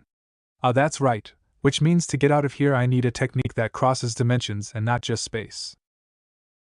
Then, in a sense, he needs something superior to Hiraishin? Wait, didn't that mean whatever technique the masked man used was superior to Hiraishin? I don't even have any anchor to mark where my friends are now. He moaned before his hand reached down for his brush set, then realized something was missing. I dropped Hokuto when he attacked me didn't matter really since Hokuto was anchored to his chakra, so the sword, unless sealed, would put up a fight if it was stolen. Maybe he could use Hokuto as some sort of anchor? Then he paled when he noticed something else was also missing from the unsealed sealing set he had. My chakra ink, the impact from just now broke it, and there was barely any ink left. Of all times you forgot. I still have blood. I can make it work. If you say so, doesn't that make the seal more volatile or something? Other than hacking an existing seal, yes. Because when hacking an active seal and modifying it, blood was more effective to override the existing formula because blood was more chakra conductive than chakra ink. I don't have a lot of time, and where to start? He trailed off unsurely. His head went through countless experiments he had done, and he decided. Oh no. Don't use that one. Didn't that formula when tested tear the dummy to shreds? Kurama had bare basic knowledge in sealing, so he didn't get complicated seals Naruto experimented on lately, but he knew failed ones that would kill the user. Naruto bit his thumb and started to smear the blood on the surface. It did succeed to teleport it. And it's not using the same principle as Hiraishin. It can cross dimensions, albeit it will be a rough ride. You're going to bet on me and your natural Uzumaki's healing to get you back alive. That's idiotic. This seal you're drawing can't even transport inanimate objects intact. Kurama ran on. This is idiotic. Suicidal. Baka. As he drew the seal on a thankfully flat and large surface, Naruto agreed wholeheartedly with Kurama. He could die on the way back. Does waiting for that masked bastard to get us out sound better to you, Kurama? No, but... Then don't complain. I know this is not the smartest idea I ever have, but we don't have a lot of choices. I believe in you and myself that we will get out of here alive. Ugh, when you say it like that, I guess we can try. But I warn you, the one who will be in pain is you. I know, and that's why I said you can't complain. Of course I can. In this pathetic state I deserve to complain. I can only complain. Oh, damn it, Kurama. Be quiet, I am drawing our lifeline here. End of flashback. And that's why I showed up bloody and low on chakra. Naruto finished his misadventure in an unknown dimension, with Kurama as his only company. Itachi and Shisui gave him an odd look, and Naruto raised an eyebrow. I am really worried about Kurama. Of all unintelligent creatures, Shisui decided, since it was odd to call Kurama a person. Is the one trying to stop you from trying something stupid. Then what does that say for you who have me telling you not to do stupid things? He shot back. Touché, Shisui admitted. Whatever, I am just glad we survived him. Or he just lost interest in them, however, whatever he said about your curse. Shisui frowned. Kurama called us cursed too. In Kurama's case, it's a biased opinion whether or not what he said is true. You shouldn't let it get to you. Itachi and Shisui tensed slightly when Naruto grabbed their hands. Curse be damned, you're my friends, I wouldn't care. Itachi looked shaken. It seemed only after Naruto was safe what the masked man said was dawning on him. I don't want power, I don't want anything at the cost of your life. Shisui was also shaken, but Naruto could tell he was faring better than Itachi somehow. Both of them had lost their teammates before, and it was still weighing heavily on their memory. That man, Itachi said. His voice was even, but those sharing and eyes were brimming with tears. He had killed Tenma-san. I was powerless to stop him, and just now you were taken away and I still couldn't do anything about it. I know it was a close call and I almost got myself killed, but I am here now. Why had that bastard whisked him away like that? And now that the fight was over, the fact they lost and almost got killed was crashing down on both Itachi and Shisui. I am fine. He knew he was not convincing enough because he almost got himself killed trying to escape. Not to mention that he was injured, he was not sure whether he would be this lucky next time, if that bastard decided to transport him to that dimension, again. Itachi bit his lower lip, his Sharingan eyes were throbbing. Back then when Tenma was killed he learned what it meant to lose your bond, and he only realized that for all the unfriendliness Tenma showed, his teammate was precious to him. Itachi? Naruto was his friend, closest friend of his and Shisui's. No, they were brothers in everything but blood. The sadness when he lost Tenma was intense enough to shed his tears, making a crack in his stoic mask. If he had lost Naruto just now, Itachi didn't know how broken he would have become. It was just so easy to lose him, and Itachi felt powerless. For all the achievement and power he had, hailed as the prodigy of the Uchiha clan, he was always struggling to accomplish what mattered the most.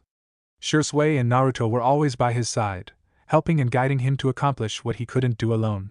He was fine not being able to do everything alone, yet why couldn't he protect Naruto? Flick. Eh? Naruto gave him an exasperated look. Itachi, you're always like this, you're not the only one frustrated with how things turned out. I am not doing so good myself, getting myself kidnapped like a damsel in distress. The Uzumaki looked ill at the parable he used for himself. You always get away on your own though. You guys helped me the first time around with Aizen, and in case you missed it, my attempt at saving myself more often than not is less than stellar. He was almost on his last leg by the end of it. Shisui nodded enthusiastically. Just look at him now, he looks like a mummy.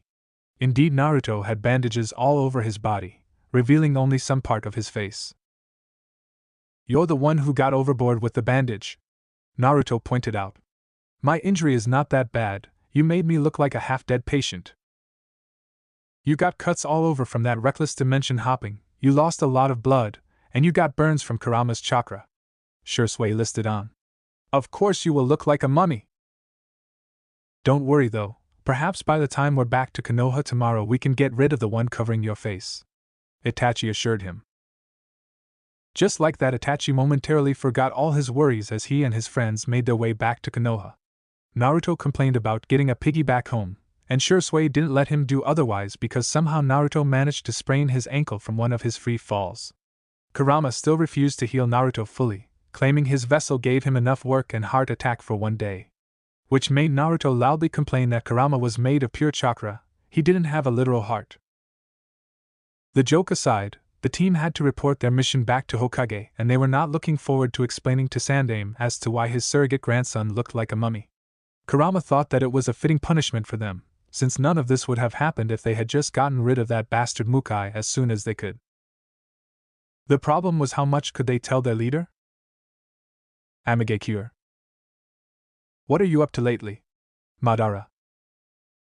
Asked the god of Amigakure, standing on the highest building of the ever-reigning hidden village. His ringed eyes gazed at the masked uchiha napping leisurely on the edge of the roof, uncaring of his soaked clothes. The man didn't answer, and after a moment of silence the owner of Rinnegan spoke again. You've been away without telling us a thing. Frankly, it makes us doubt whether you being devoted to Akatsuki's cause is true. Not even a facial muscle of Nagato's favored path twitched, but they could hear the frustration dripping down his voice over the roar of rain. The Uchiha sank into the roof like a ghost before reappearing beside Nagato's path. I have been visiting your little cousin Nagato.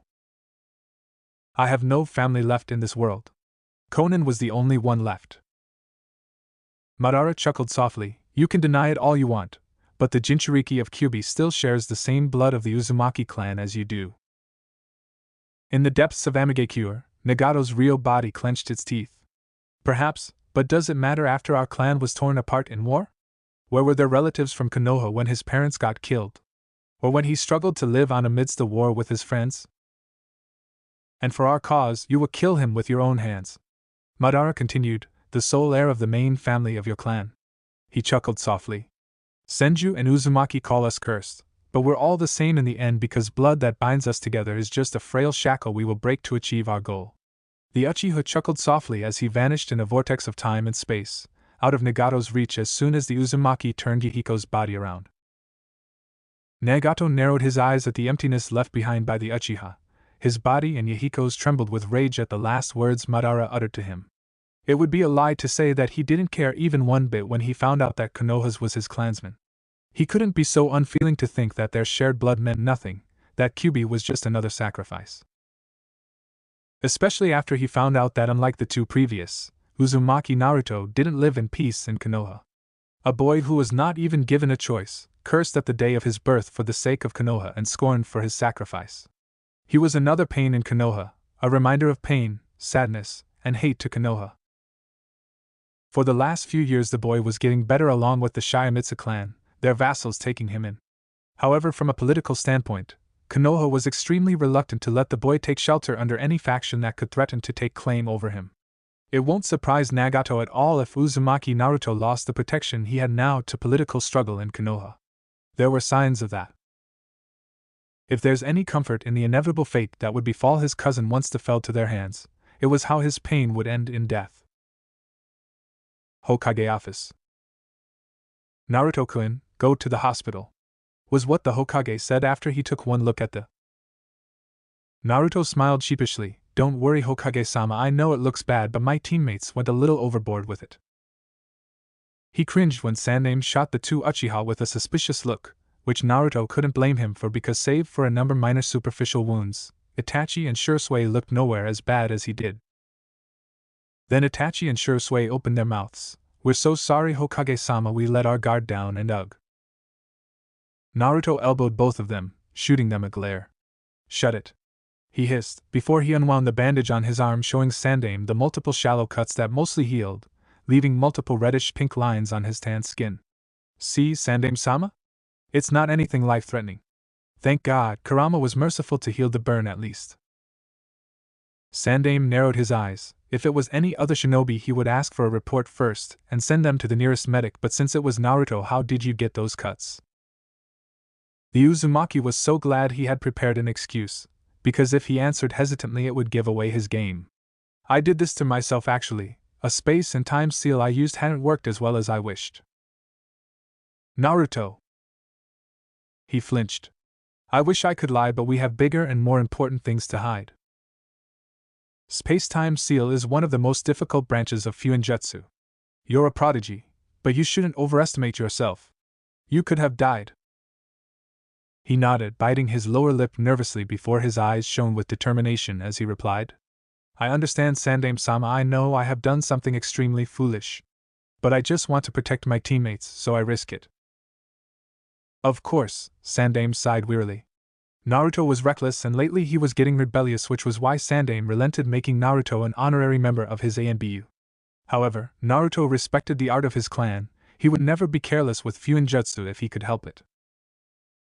Unless Itachi and Shisui were involved, that is. I guess it can't be helped. It would be unfair to get angry with Naruto if Uzumaki was protecting his teammates. If you don't need medical help. Most likely not, since he was an Uzumaki and the Kyuubi's vessel. You can start with your report. Hi. Itachi, as the team leader, stepped forward. As ordered, we investigated Jounin Mukai Kohinata's suspected allegiance to Kiri by using a rank mission to investigate Tsunakiri meeting in Kawa no Kuni. Itachi then began to narrate how Mukai Kohinata led their mission, his unprofessionalism and suspicious behavior that cost them their covert mission. On my own discretion, I sent a clone underhenge to investigate our target. He was drinking and smoking the night before his mission. He is a regular customer of that establishment, and Sandaime had to say he was impressed Naruto went out his way to investigate Mukai first, though it disturbed him that little young Naruto went to a bar to get his information. Though considering his escapade as a child, which was pranking their village and running his ANBU ragged, Sandaime was not surprised that Naruto was very talented in stealth and espionage missions. Mukai Kohinata, unlike what was informed in his file, possesses Byakugan in his left eye, which he claims is a genetic throwback since he is distantly related to the Hyuga clan. That was disturbing information. A shinobi of Mukai's caliber who had served them for years and turned traitor had uninformed ability, and a bloodline at that. He defeated over 20 Sunanin on his own. It was a good thing, or pretty disturbing knowing how good these three young shinobi were at cleaning up the mess. He didn't want to imagine the mess he had to deal with if they were bad at it, though. Their relationship with Suna was tense enough nowadays. His relief didn't last long, not when the three young shinobi reached the most disturbing part of their mission. in which the three requested him to put his privacy seal on Max. A masked man?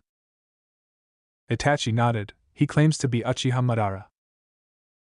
His eyes went wide at that. Impossible, he would be too old by now. Not even Mito-sama lived that long. The Uchiha nodded again.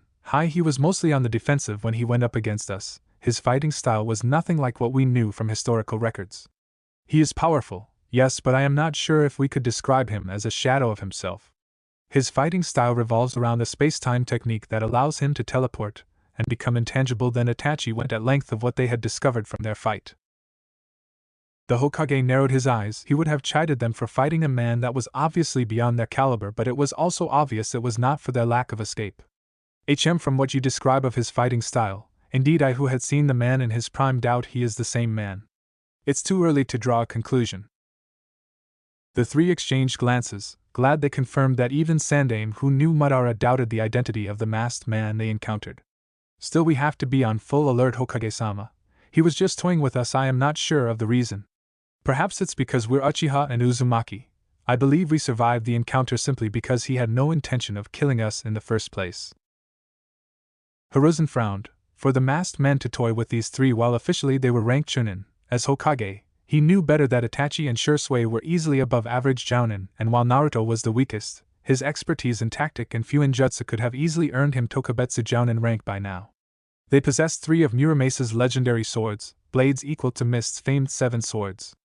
They were also a team with the best teamwork he had ever seen in years, perhaps even better than his own team.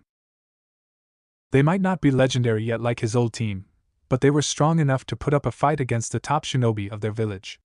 They were not a team that could be toyed with, defeated perhaps, but how this masked man curb-stomped them was entirely a different matter. For them to admit they survived because their opponent was just playing with them was disconcerting. Still, if this was the same culprit of Kyuubi's escape 9 years ago, he had to protect Naruto. Suddenly Naruto coughed once and then said, "If you allow me, Hokage-sama, since we finished our oral report. May I speak with you privately?" Sandaime eyed the two Uchiha who were exchanging glances with Naruto. They looked worried about him. "You may, Itachi-kun, Shisui-kun, do you mind waiting outside?" "Of course not, Sandaime-sama," Itachi murmured before he and Shisui exited his office as ordered. At last they were alone, and as if they could read his mind, Naruto shook his head. "You can't hide me away to protect me, Hokage-sama," he told Sandaime with a sad smile. It took him a while to digest what Naruto just implied. It felt like he just had a bucket of ice water poured over his head. "Naruto, you." His surrogate grandson continued to smile sadly. "I thought you would be happier if you thought I was still clueless about my status as." It was an irony. All this time he had deceived himself that Naruto was still clueless of his status. Naruto was a seal master, there was no way he didn't realize. "Since when?" "Since I started to learn Fuinjutsu," Naruto answered vaguely.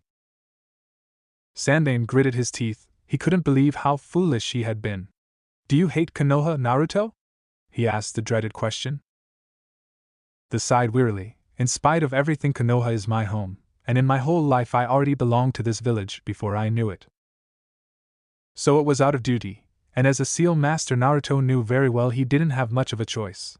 That choice had been taken away from him at the night of his birth. "Then do you hate our people? Those who scorn you for your status?" Naruto paused at that before shaking his head. I can't hate them back. Sure, I don't like how they treat me, but it's not like they would change if I complained." "Who said mental abuse couldn't be worse than physical abuse?" Naruto couldn't even recall how he got through that, still sane. Oh yes, overloading his mind with positive thinking to the point of being delusional. "That's beside the point, though." He swiftly changed the topic with the dark look on Sandaime's face. "Itachi once asked me the same question." That earned him a surprised look from Sandaime. "I would be lying if I said I am not tempted, since well I haven't done anything to deserve their hatred. However, I also realize hating them back will just make me more miserable. I want to be happy, so I turn my attention to something else." "Fuinjutsu." "So you're saying while you don't hate them, you don't love them either?" "I will not lie. It's hard to love people who don't even see you as a person." He didn't ask them to like him, his standard was set as low as treating him as a person. "However, as a shinobi of Konoha I will protect them with my life, regardless of my personal feelings. It pained Sarutobi's heart to hear that, but he couldn't blame Naruto for feeling that way. By right, Naruto could hate them, and it was justified. So do you still desire them to acknowledge you? His smile turned sad at that. I am not so sure about myself either, Hokage-sama. Since I found out about my status, I told myself that I didn't need them acknowledging me. I would be happier if I focused on my career, my life, and forget they even exist. I see. However, the Hokage straightened. Lately I began to wonder if it's the right thing. Deep down perhaps I still wish to prove I am not a monster. I still want them to see me as Uzumaki Naruto of Konoha. Naruto-kun, Yuhi sighed wearily. I am so sorry, I wish I could do more for you. The Uzumaki laughed softly. Don't apologize for this, Hokage-sama. It's not like I am not happy with myself now. I have friends, people who acknowledge me as Uzumaki Naruto. You deserve better, he admitted with a heavy heart. I admit I am pretty greedy, Hokage-sama. I don't know about deserving better. But I desire a lot of things, including world peace, he said in a wistful voice. Sandaime broke into a smile at that. He sounded like Jiraiya. Oh, you dream big, my boy. We do. He was referring to himself and his team. We're getting off track, however, Hokage-sama. The Sandaime became still at that. Konoha can't afford to lose you. I understand, Hokage-sama, but considering the masked man's ability to cross dimensions, I doubt hiding in a safe house would do me any good. Also, I have always been in danger, yet, we just became aware of him now. Sandaime flinched, but he couldn't deny Naruto's statement. Besides, from what we saw in our previous mission, I think he is not interested in me or the sealed in me, not now at least. Speculation and assumption aren't enough to convince me, Naruto-kun, the Hokage pointed out. He shrugged, a sound one in my opinion, considering I am alive and made it to Konoha. If he really wants me, he could have taken me away before I could defend myself. He certainly had me in his mercy. The Hokage felt his heart almost stop at the certainty in Naruto's voice, that the boy would have been truly dead if this masked man wanted him to die. He just did it to taunt Itachi and Shisui. The Hokage swallowed. I don't like the sound of that, but I admit you have a point, Naruto-kun. I know, it's my life at stake here, but I don't see the point in hiding. Especially since I am not sure we know any way to hide a like me, unless of course you know how. Sandaime-sama, he leaned in curiously. He hated to admit it, but hiding for a long period was impossible. Which was why their intelligence department worked overtime to hide Naruto's status from the world. Not to mention this masked man interrupted an ANBU mission. That was a serious breach in their secrecy. We still have to protect you. He sighed. If it's any comfort for you, Hokage-sama, I have proven myself capable of escaping from him. Granted, I can't get away unscathed, but better than nothing. On the other hand, what could Hokage's ANBU do in that situation? Nothing. Sandaime eyed his mummy-like state with worry. He knew it would be cruel to ignore Naruto's feelings considering what the boy had been through, but he vowed to his successor that he would protect Naruto at all costs. Still, Naruto's points were sound. They can't protect him forever, and they don't know how to hide Naruto at this point. Fine, I will send my ANBU to investigate this mysterious man. Though he doubted they would get anywhere in finding this Madara. At least now he was sure the culprit of Kyuubi's attack was not any uchiha from Konoha, so he could trust the clan. It was innocent. That was a load of burden gone off of his shoulders. As for you, Naruto-kun, you will be excused from your duty in regular force, in which those missions left him in the open, and your visit to the capital unfortunately will be on halt for a while. Naruto shrugged. I suppose I can talk with Ayasudano to arrange something. Sandaime sighed. I am sure you can arrange something that works for you, Naruto-kun. Rubbing his temples tiredly, he added. Considering my experience with your misadventure, the Jinchuriki had the decency to look sheepish at least. Completely confining you in our village is pointless, so I will still let you take a high-ranked mission with Team Ro. Kakashi didn't know who Sekirei was, but Sandaime trusted Kakashi would protect his teacher's legacy. Really? Which wouldn't be any for a long while, especially since your division is planning to redesign the seal of our defense mechanism, Sandaime pointed out. Naruto sighed at that. I understand. You may go now, Naruto-kun. As you wish, Hokage-sama. He bowed. Wait. One hand on the doorknob, Naruto glanced back at his kage. Yes? Why did you stop calling me your grandfather? He asked. His expression was pained. No, will you ever call me grandfather ever again? Naruto inhaled softly. I want you to take me seriously as your shinobi, for you to acknowledge me as more than just a weak child you have to protect.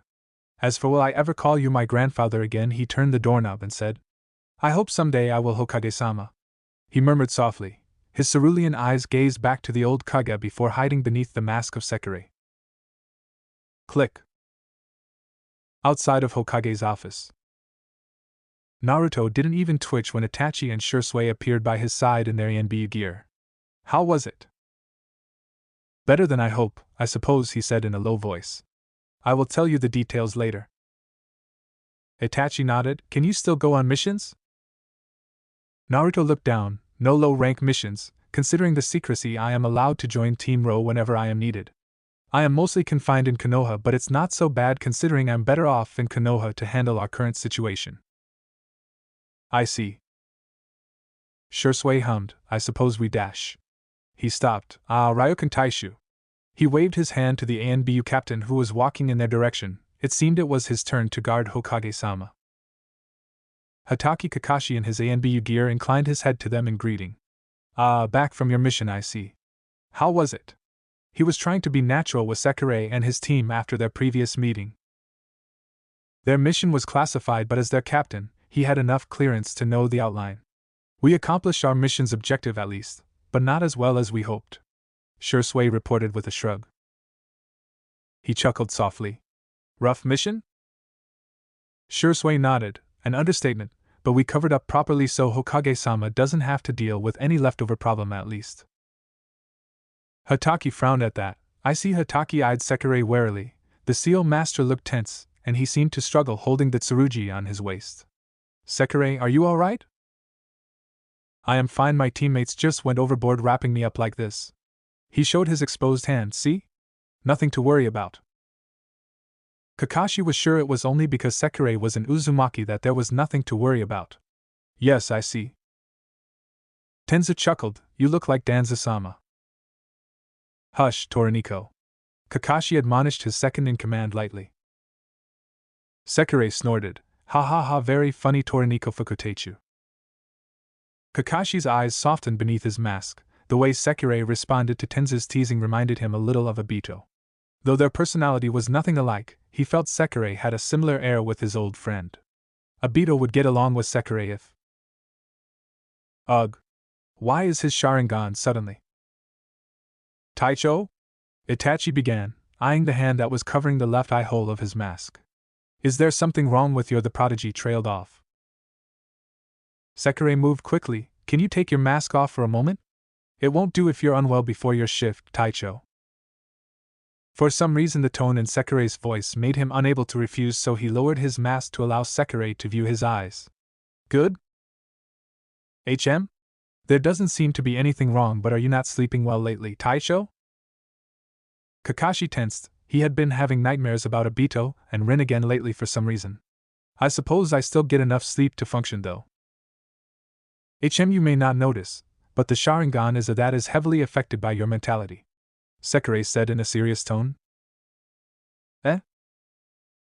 Itachi and Shisui nodded at that. I am not surprised you didn't know, Taicho. Just a suggestion. Try to use the Sharingan to record relaxing memories, meditating, and so on. I see. I will take care of Obito's Sharingan. Thank you for telling me. He gave them an eye smile. Then he noticed Sekirei was staring long and hard at him. Sekirei? The pseudo-ANBU jolted. I am just thinking why you can't deactivate your Sharingan. Kakashi laughed softly at that. It's not originally mine, so I can't. That must be hard. Sekirei nodded sagely, especially since Taicho has neither the stamina nor a large chakra reserve. Kakashi's sweat dropped at his blunt assessment, while Tenzu gaped in shock. Very observant of you, Sekirei. Kakashi was sure Sekirei got an eyeful of him panting like his hound after running from Senju's old fort to their rendezvous point on the previous mission, which was how the younger shinobi found out. But you sure didn't hold back at all. Kakashi himself didn't know why, but since he received Obito's gift, His stamina and chakra reserves were growing at a snail's pace. Then again, even when closed, his Sharingan still consumes a small amount of chakra. Sekirei was still looking at him oddly. Ryokan Taishu, where were you yesterday? I was on patrol duty with the rest of our squad in the north. Kakashi answered promptly. As fellow ANBU, this kind of information wasn't classified. Sekirei glanced at Tenzo. I was there, is something wrong? The Uzumaki seemed flustered beneath his mask before answering, no. Forget what I asked, it's nothing. That aside, why was Sekirei so interested in his Sharingan tonight? He had 2 uchiha in his team, surely Sharingan was nothing novel to the seal master. He had a job to do, so the strange questioning quickly escaped Kakashi's mind. On the other hand, Naruto kept glancing back at Kakashi, who was on standby beside Hokage's door. His heart thumping wildly as he recalled the brief moment Kakashi's Sharingan morphed to a kaleidoscope pattern. It might be his fear and paranoia talking, but... For a moment a flicker of chakra came from Hatake Kakashi's eyes. It felt as foul as that man's tainted one. How could it be possible that Hatake Kakashi had any connection with the Uchiha from 9 years ago? 23rd Legacy. The Broken Tree. It was on the long walk back to Ceiling Tower Itachi voiced a nagging question in his mind. What's wrong with Kakashi-san's Sharingan? Itachi asked. Naruto glanced at his teammates warily. It's just Naruto frowned deeper. Hatake-san is the only survivor of his team, so perhaps. That stopped both Itachi and Shisui on their tracks. Is that possible when he isn't an Uchiha? How skilled he is with Sharingan is already unusual, prodigy or not maybe. Naruto shrugged. Though when he took his ANBU mask off, I swear, for a moment I saw the tomo of his Sharingan morph to something unusual like yours did. Itachi grimaced. So Obito and I's eyes already. He shook his head. I only caught a glimpse of it, so I am unsure, but from close inspection of his Sharingan, I am surprised he has 3 tomo. That's enough proof to say his Sharingan can grow stronger even though he is not an Uchiha. I see, Itachi grunted. Well, he is a formidable shinobi. He even surpasses most of our clansmen in Sharingan mastery. Naruto hummed. Actually, my biggest concern is not how good he is at using Sharingan or the possibility that he has Manjikyu.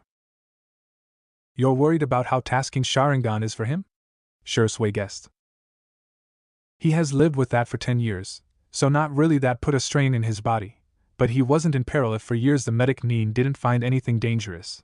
It's just for a very brief moment. I think I feel he has similar air to that masked man. What?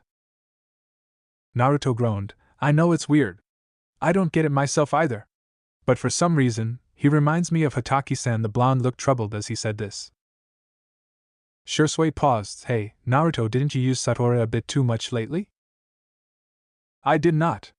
I just forgot to tighten the seal filter after our mission. I am so used to you two. Namely with their thoughts and chakra. I didn't notice it's still on. Itachi grimaced. Then now. Why do you think I am so blunt with him? My head hurts so much I can't even muster enough patience to sugarcoat my words. No wonder Naruto was strangely short-tempered tonight, and they thought he was just unhappy and stressed with Sandame's decision. Ceiling Tower. It was around 8, so it was not so late, but Naruto and his friends were confused about why there was a party in their backyard. Not to mention the participants of the party consist of the Ceiling Division plus officers of Konoha Military Police. They didn't seem to be drunk though. Naruto could smell what they had, which consisted of barbecued meat and vegetables, and tea for drink. Shisui trailed off. What are you guys doing? He asked. Tekka, who was toasting his tea with Mikumo, answered. We're celebrating comradeship. Too bad we're still on duty, so we skip on alcohol. Right. Itachi was unsure whether he should be happy or suspicious. Suddenly the tower and his clan got along swimmingly. Where's my father? And Hakurei? Naruto added. In unison, Mikumo and Tekka pointed at one corner of the yard where Uchiha Fugaku and Shiamitsu Hakurei were sitting across each other with a fire camp between them. They looked solemn as they stared at the fire burning between them. Ota-san? Hakurei? The 2 young shinobi called them. What's going on here? It was Hakurai who answered, celebrating friendship or something I don't know. Somehow this afternoon Iwafune and Househo dragged Yoshiro-san to my office, and they believe after overworking for a week we deserve a party. We get to veto the alcohol, at least so far we managed to get everything in check, with scheduling parties and patrol shifts. It's either this, or our subordinates will start a riot, and we already have enough headache from this mess. Fugaku was cradling the cup of tea on his lap and he looked eerily frail in that pose. And Ka-san is fine with this? Itachi wondered. Fugaku craned his neck in one direction where his wife was happily distributing food among their clansmen and members of the sealing division. Yuzu-chan, we don't have enough tea over here. Yes, Mikoto-san, Yuzuriha chimed in.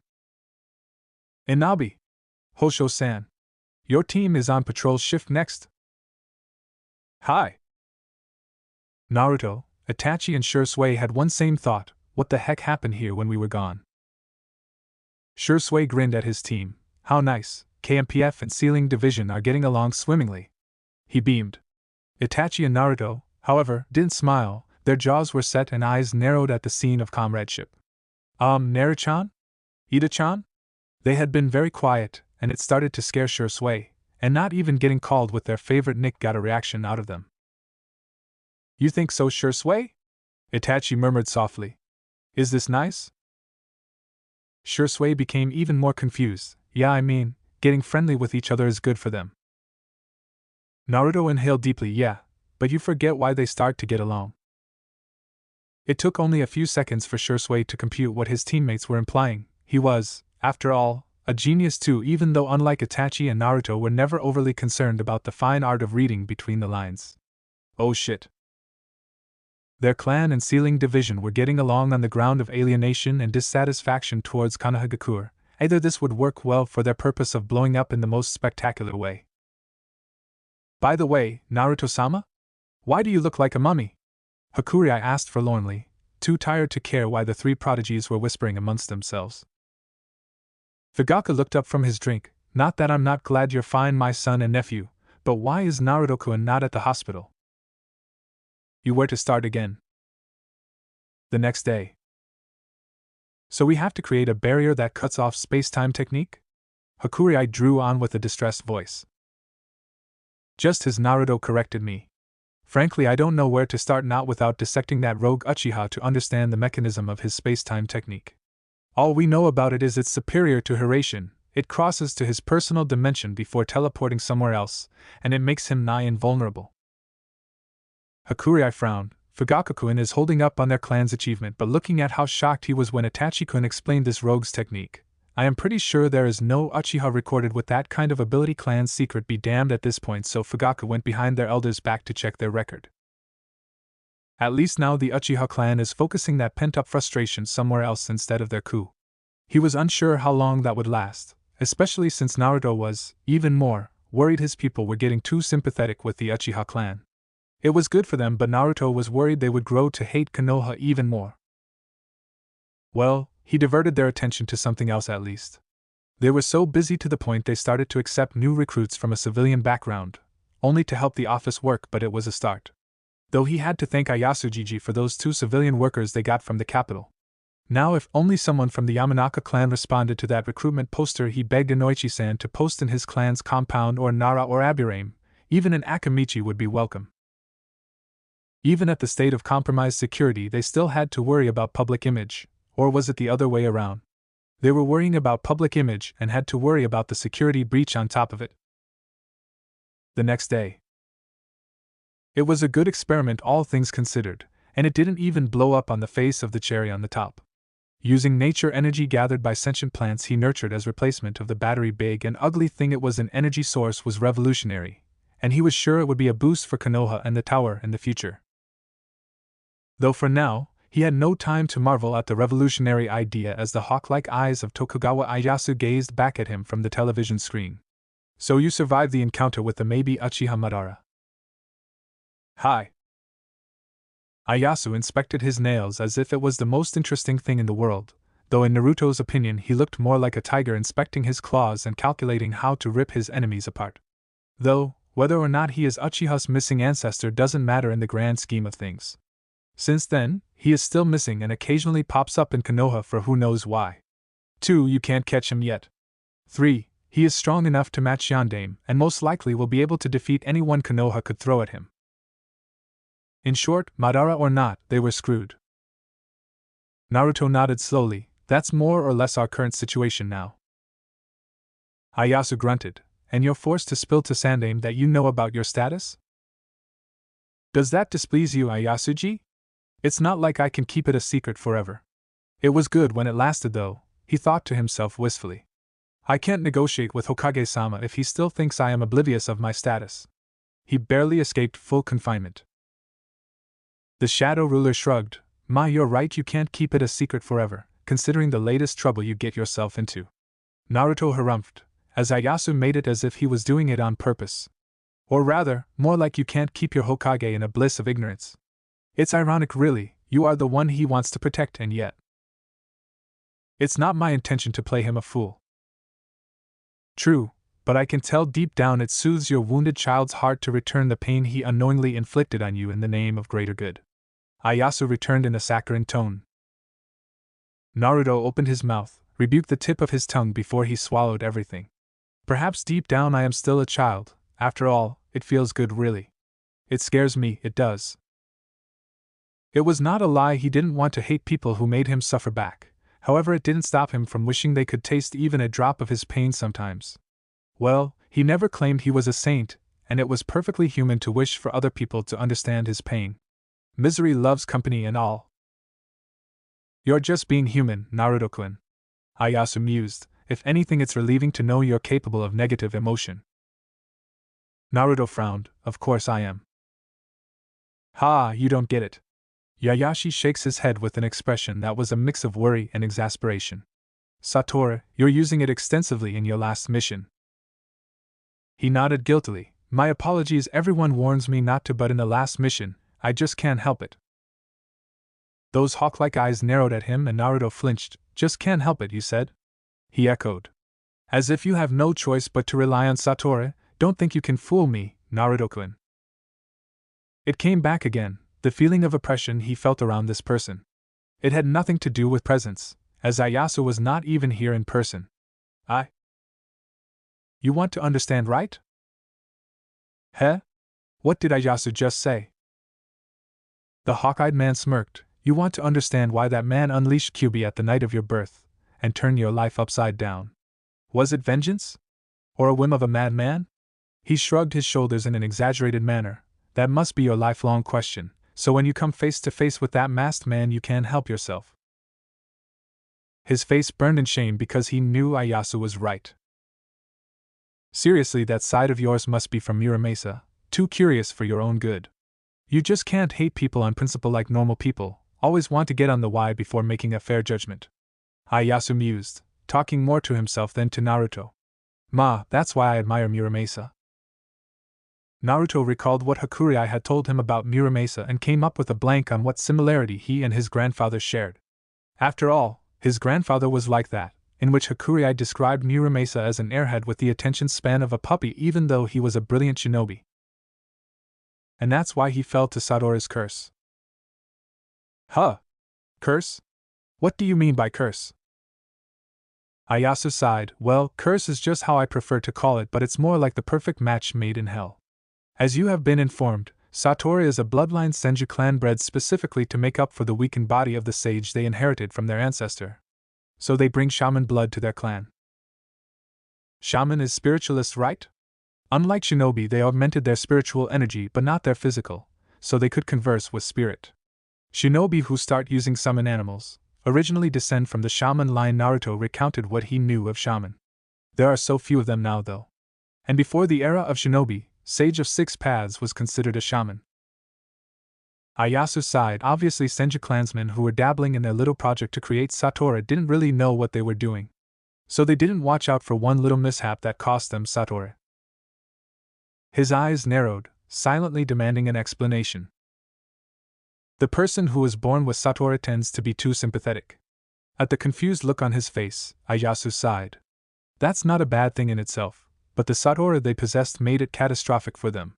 They want to understand and sympathize with people, even with their enemies and the worst criminals out there, and Satori gave them means to know but not to understand. Then those thoughts slowly became poison to them, it tore their mind apart.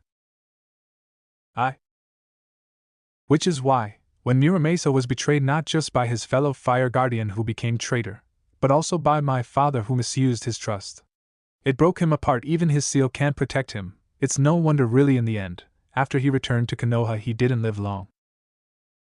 His grandfather died because of Satori? Why Haku? Hakurai most likely didn't know, and I know because I saw Muramasa when he was at his lowest after my father killed my brother using Hokurakushiman. I thought Muramasa was going to die, his health deteriorated and he resigned from his position. He inhaled sharply. I don't want to see that again, Naruto-kun, so I will tell you this. Naruto swallowed heavily. Turn your eyes away from Satori. It's tempting, especially for someone in your position, who for most of his life couldn't understand the misplaced hatred aimed at him. I know you're using Satori mostly to augment innate ability QB shared with you. That's fine, but not even once you should rely on Satori to understand people. In the end, Satori is a result of human misadventure in search of power. He lowered his head in shame. No, you don't. Naruto shrunk on his seat. This recklessness of yours merits some scolding this time, and don't tell me Hiruzen or Hakurai already did it. Because I know you will just guilt-trip Hiruzen into giving leeway to you, and Hakurai wouldn't dare to raise his voice at you. No, I am not. He rose from his seat abruptly, knocking several objects from his desk. Buzz. Bzz. Naruto's eyes widened when he saw his chakra ink well was all over the seal formula and battery. Oh, sure. Boom. 3 hours later. Yoa, he looks depressed.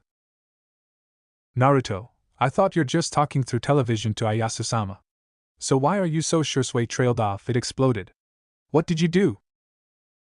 Naruto turned his face towards them, lips trembled and eyes wide in shock. I have never in my life. I got scolded, lectured for hours for a legitimate reason. I couldn't argue with at all, and the exploding TV aside, most of his shock was from the scolding. Shisui was torn between laughing and taking pity on Naruto. Hi's friend was in shock because he just got scolded by Tokugawa Ieyasu, his crazy uncle and future father-in-law. I see. He covered his smiling lips. Itachi was looking at anything but Naruto. His shoulders were shaking with mirth. They couldn't help it. This was their first time to see Naruto looking like a kicked puppy. A very adorable and sad puppy. Naruto was shaking now. He didn't seem like he was about to cry, which was a relief, but it was obvious he was not fine. Shisui sighed with a fond expression on his face. Well, whatever Ieyasu-sama scolded him for, Naruto obviously took it to his heart and understood what he had done wrong. Shisui cleared his throat and opened his arms. Hi, come over here, little brother. Naruto is still looking out of nowhere, spacing out. So Shisui approached him and drew him to a hug. There, you're a good boy. Naruto is a good boy. He patted Naruto's back comfortingly. Somehow the gesture snapped Naruto back to his senses. What the heck are you doing? Good boy you're. The Uchiha beamed. Obito and I used to do it to me whenever I got scolded by adults in the clan for misbehavior. He would give me a big hug and pat my back. Obito? He also poked Itachi's forehead whenever he played with us. Itachi's bangs are like that, so he said it feels like an invitation to poke Itachi there, Shisui added. He closed his eyes. He seems to be someone who influences you too greatly. Hataki too, recalling a dark-haired boy who can't leave people in trouble alone. Toussaint had always wanted Obito to be his successor. That surprised Shisui and Itachi. He did? Naruto gave them a melancholic smile. He is my parents' favorite, and I am always jealous of him. Because for all imperfections, Uchiha Obito was the boy who became the origin of their wish for a son. They wished to have a child just like Obito. And yet Naruto was nothing like Obito, too jaded because of his past. Uchiha Lake. The seals were tiger, ram, monkey, boar, horse, tiger. Inhaled deeply while drawing chakra from the chakra pool on the abdomen, and then exhaled the air and chakra in one go. The expelled air and chakra then formed a roaring flame that will leave devastation in its wake.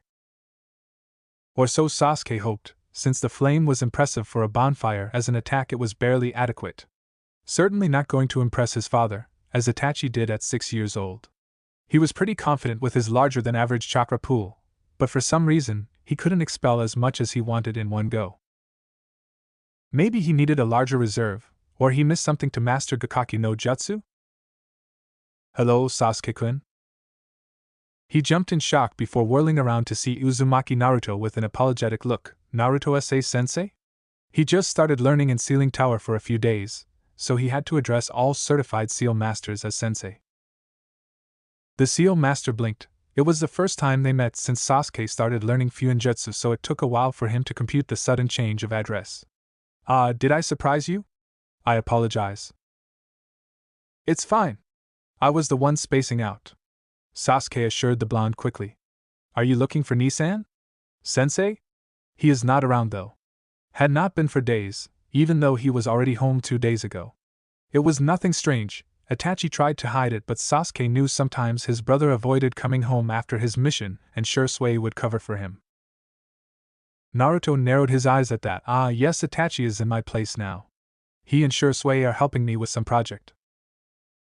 So now Naruto also helped to cover his brother. I see, then why you're here, sensei. Actually, I was just running an errand for seal masters on duty with KMPF when I saw you, and when I finished you're still here, so I decided to say hi. Sasuke blinked, then realized it was getting dark. It was unusual for Uchiha to drop by just for casual greeting. Shisui-san was an exception, so it sounded strange for Sasuke. The seal master just came over to say hi to him of all people. The Uzumaki waved his hand, and also to warn you that your chakra reserve already runs low, and around 2 Gakaki later you will exhaust your reserve. Oh. He knew he was exhausted, but since he was not experienced in using his chakra yet, he couldn't tell his reserves level. And before he could stop himself, Sasuke added, "Did you see my Gakakyu?" he asked in embarrassment. The blonde blinked. Yes, I did. At the disheartened look Sasuke wore, he hastily added, "You have been training for 2 weeks, I heard. In that short time for an elemental technique you did admirably in my opinion." "I need to train harder," Sasuke concluded. "You don't need to hold back the critiques, Naruto-sensei. In comparison to prodigies in Itachi's or Naruto's caliber, his attempt at elemental technique would look pretty pathetic." It was a surprise to Sasuke for Naruto to be kind. He didn't seem to be the type to sugarcoat his opinion. At the retort the seal master frowned. Sasuke-kun, he trailed off with a cocked eyebrow. See no one else but Itachi as a standard to measure yourself, don't you? Sasuke flushed, and now he was being so blunt and saw through the young Uchiha. It was a surreal experience for Sasuke to be seen through by someone he was not familiar with. Naruto might be Itachi's best friend other than Shisui, but Sasuke didn't know him personally that well. "Well, aiming high is good, I think," Sasuke stuttered. "And Nissan is the most per." Naruto sighed, cutting off Sasuke's line. "I didn't say it's wrong to aim high, it's just that Naruto's eyes softened. Looking at his back all the time isn't the only path for you. As your brother, Itachi considers himself as a wall you have to surpass, but if you only look at his back, you might lose sight of everything else," the blonde said in a forlorn voice. Sasuke became confused. He sounded like he was talking about personal experience. "But you're a prodigy, Naruto-sensei," Sasuke gritted out. "We're the same age and yet." He was shocked when he found out that his brother's best friend was actually his age, graduated at 7 like Itachi, and even beat Itachi's record to Chunin rank. He couldn't help but be envious that someone his age could be Itachi's equal. "You won't understand," he finished, ashamed how petty he was but unable to hide it well. Thanks for watching. I hope you had as much fun as I did putting this epic what if together. Make sure to smash that like button, subscribe, and hit the bell icon so you never miss a single twist in the story. Drop your thoughts, theories, or even wild ideas in the comments. I read every single one. And hey, if you're craving more awesome Naruto content, go check out the other videos on the channel. I've got plenty of heat waiting for you. Until next time, stay sharp, stay awesome, and remember, even a shadow clone needs love. Peace out.